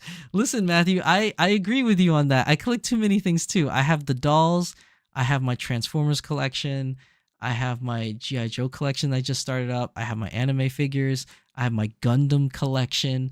I have started another collection, to be honest with you guys, because my son has been participating every week in a Pokemon League, and now I'm getting into it with him because we're doing it together as like a father-son bonding thing. And we have started to grow a Pokemon plushie farm now. So we have like over like 30 different Pokemon in plushie form, and it's like its own little farm in my son's like corner of the living room. It's so funny. I have too many collecting things. A Magical Girl Cat says, it does help, and I always feel relieved after selling or reorganizing. I'm more motivated to redress them and give them attention. You got this. I'm gonna try, Cat. Corey says, check the name and guess about my collections. Corey, we know what you collect, which is everything. You're worse than me, man. Like, I'm pretty bad, but you collect a lot too. Matthew says, I keep few out, then there's others get out a while. Yeah, I've heard about that. A lot of people like switching their collections on and off. So like if you have like a certain doll in display, then you put them away in a box and bring out another doll put on display to like keep things fresh. I could do that. The only problem is I have nowhere to put them to store anymore. Like the display case has now become the storage area because I have nowhere else to put them but the display case.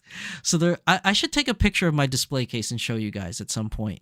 If you look at it right now, all the dolls are squished. They're all like in side profile form like this, all squished into a display case, to the point where now some of them are just lying on top of the other ones just to fit into the small little space that there is. It's really bad. Matthew says, I'd love to go to Japan, but art supplies and dolls would break me. I mean, that is part of the struggle, Matthew, is that like all the things that we buy prevent us from actually going to the place we want to go because we buy too many things. Kelly says, same, plus I'm broke. Matthew says, roof on the house or trip to Japan. Tough choice. Kat says, you make this channel. We love you. Thank you, Kat. Matthew says, don't quit. I like when I get a Friday off and can catch the show. Aw. Well, you can always catch the show on the VODs, but I understand what you mean, Matthew. Kelly thinks, I think the every other week sounds like a decent way to pull back some. I thought so too. I think it was a good compromise is to do like every other week. And then, like I said, depending how I feel, maybe I'll do a third week or something like that. But I'll definitely let you guys know if that happens. Let's see. Matthew says, I agree, Kelly. Kelly says, speaking of Pokemon, why do you why do Sonic figures not get the holiday versions that Pokemon get? I think it's probably because Sonic is not as popular as Pokemon. And don't get me wrong, Sonic is popular. It definitely is. I just don't think the popularity is as much as Pokemon. So Pokemon kind of gets like all like the grandiose, I guess, kind of thing. And there's also a difference between Sonic the Hedgehog is cool. Like Sonic is cool. But Pokemon is cute. And I think Pokemon wins because cute wins over cool. Like people are more prone to cute than to cool things, I feel like. And that might lend another reason why Sonic doesn't have as many like holiday versions. Christina says, "Did you get the new car yet?" No, I did not. I've decided to just keep the car I have, which is not a bad car. I like it, but it's an old car and it requires a lot of maintenance. So I've decided I'm just going to keep trying to maintain the car and keep it and just keep it till it dies, essentially. And plus the fact that a lot of the new cars nowadays, they don't come in manual transmission, and I enjoy driving a manual. My car right now is a manual, and all the cars that are out there now are all automatic. And the only cars that are offered in manual transmission anymore are sports cars that I cannot afford. So if I want to keep driving a manual, I pretty much have to resign to keeping the car I have now, because I can't afford the sports car versions that still come in manual. Like they're way too much money for me. So it's long gone are the days where you could buy a regular Civic for like in a manual for $15,000. Now it's just super expensive. If you want a Civic in a manual, you have to get a Civic Si. And the Civic Si is now $34,000 instead of $20,000. Like, what the hell? You know, the Mitsubishi Evo is gone. And when it was here, it was automatic only. They changed it from manual to automatic. The Subaru STI is now gone. There's no more one. Although there's rumors that there's going to be another one. You know, Mazda RX-7s have been gone for a very long time. Mazda RX-8s have been gone for a very long time. There's talk about it coming back, but also in an automatic and also a hybrid, half electric, half gas. So that's a little bit of a turnoff. But I don't know. I'm getting off on a way too much on a tangent. But basically what I'm saying is like all the cars that I would like to have a manual in, I can't afford. So I'm just going to keep my car and keep driving it till it dies. Even though the repairs are kind of expensive. Like right now, I have to replace the engine seals on my car because it's at like, apparently it's at 120,000 miles, and on Audis, the engine seals go bad at that point, and I've been leaking a lot of oil. Like Audis usually burn a lot of oil, which I always have to replace the oil, but now I'm just leaking it. Like it's literally leaking out of my engine. So I need to replace that, and that's going to cost me $2,200. So that really puts a damper on going to Japan and buying dolls. I haven't sent it to the shop yet, but I have to, because right now I can't drive it. So I've been driving the family van everywhere I go because I haven't got my car fixed. But it's on my agenda to do for January. I'm going to bring the car to the shop at some point. But yeah, long story short, I'm still keeping my car. I didn't buy a new car. I don't know how to pronounce your name, but Scalanze, welcome to the stream, first of all. And then you said, I discovered Dolphies back in 2017 and all folk stuff, and discovered your channel back in 2020 and got the goal to get one. It's not till 2023 I was able to get my first Dolphy. Thanks for the videos. You're welcome. You are welcome, Scalanze. And yes, I will keep going. I'm not retiring. I'm not going anywhere. I'm just slowing down on the amount of content that I put out.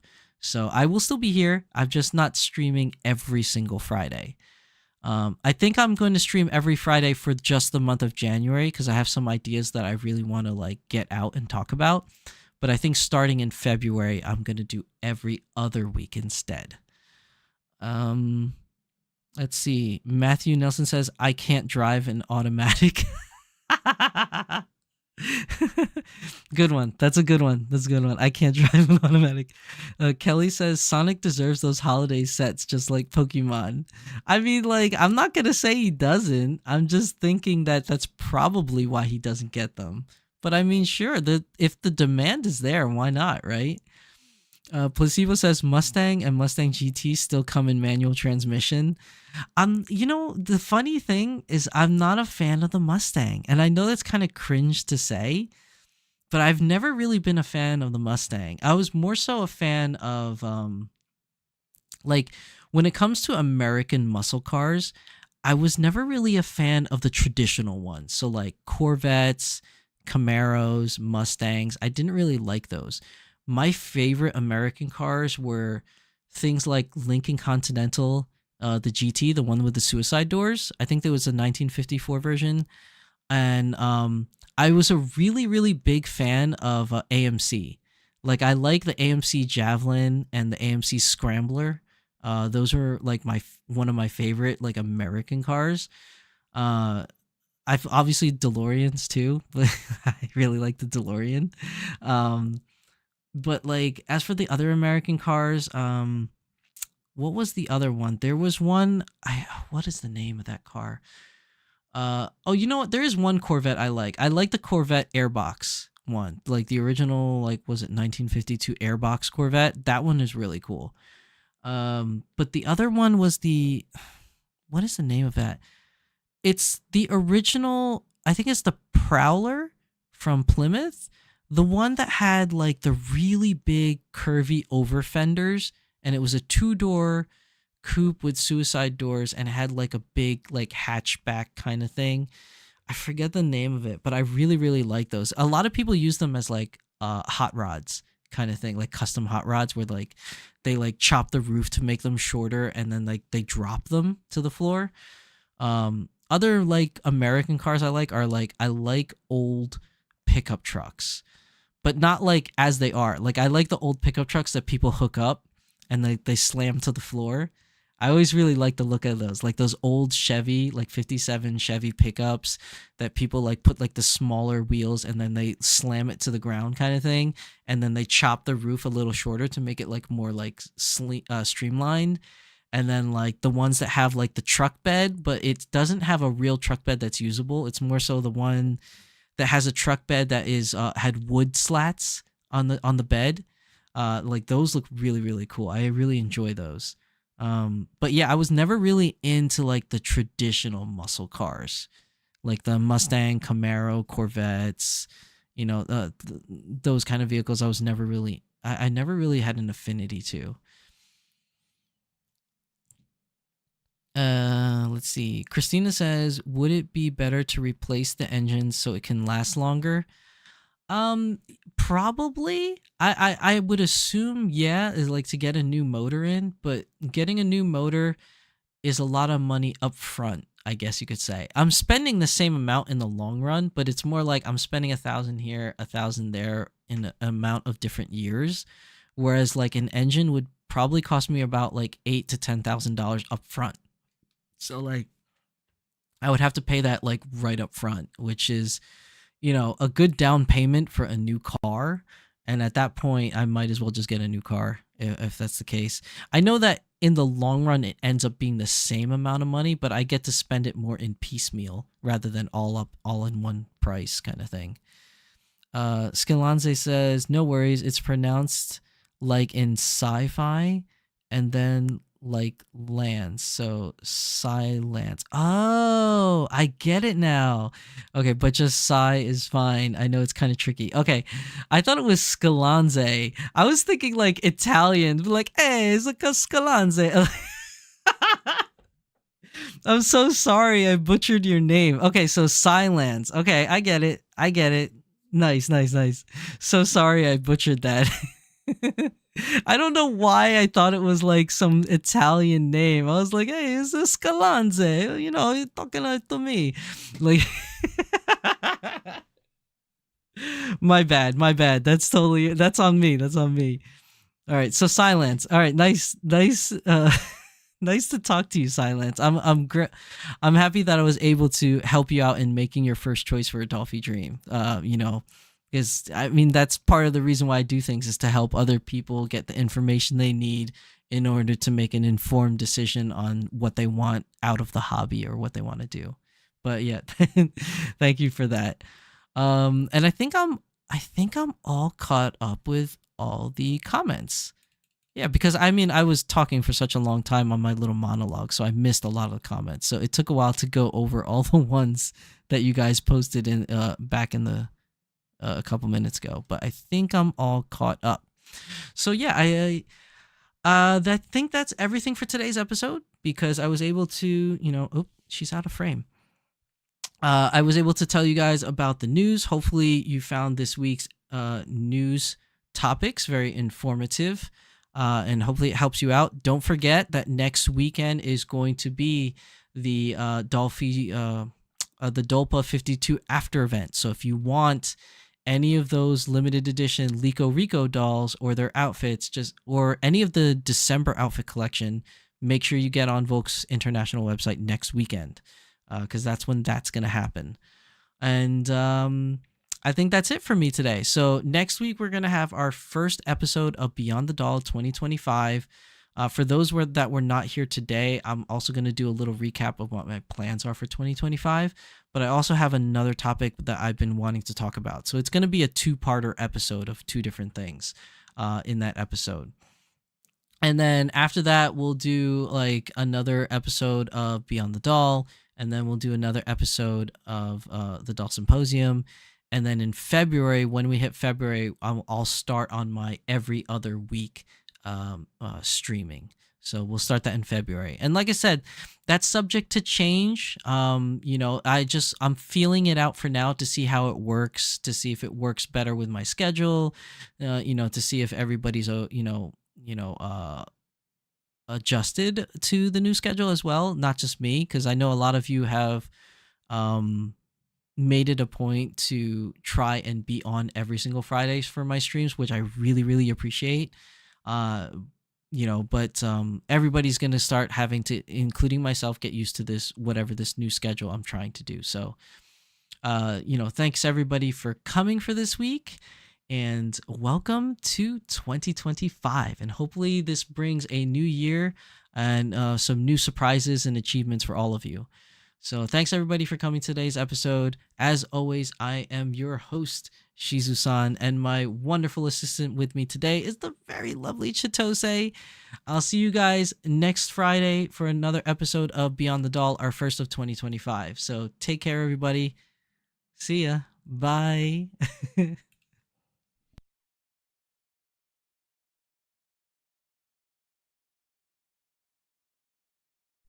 I've been cynical, oh so cynical. Never thought somebody could save me from another fall, from another scar. But I'm all healed up, standing steady. I couldn't see colors, it was all in gray, till you showed me every shade. Now I feel like summer on a rainy day, like there's nothing left in my way. So if I ever lose my mind, I'll be fine, 'cause you're my silver lining. And if my world comes crashing down, I'll be fine, 'cause you're my silver lining. Yeah, you shine like a ray of light. Cutting darkness out of my life. I'm alright again, like a child again. Now the universe is a wonder.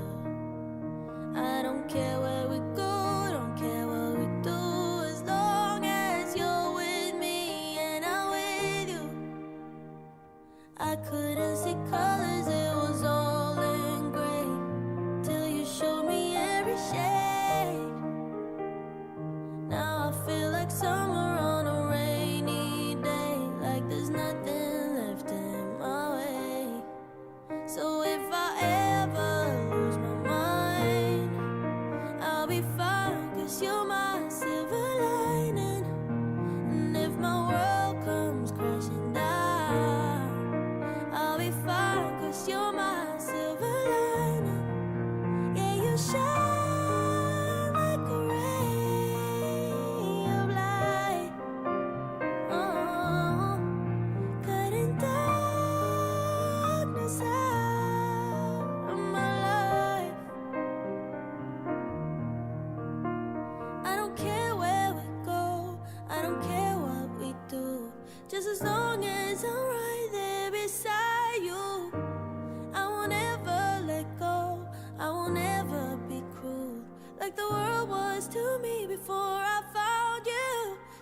if I ever lose my mind, I'll be fine, cause you're my silver lining. And if my world comes crashing down, I'll be fine, cause you're my silver lining.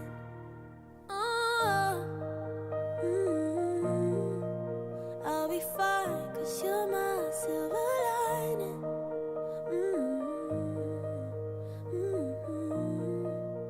I'll be fine, cause you're my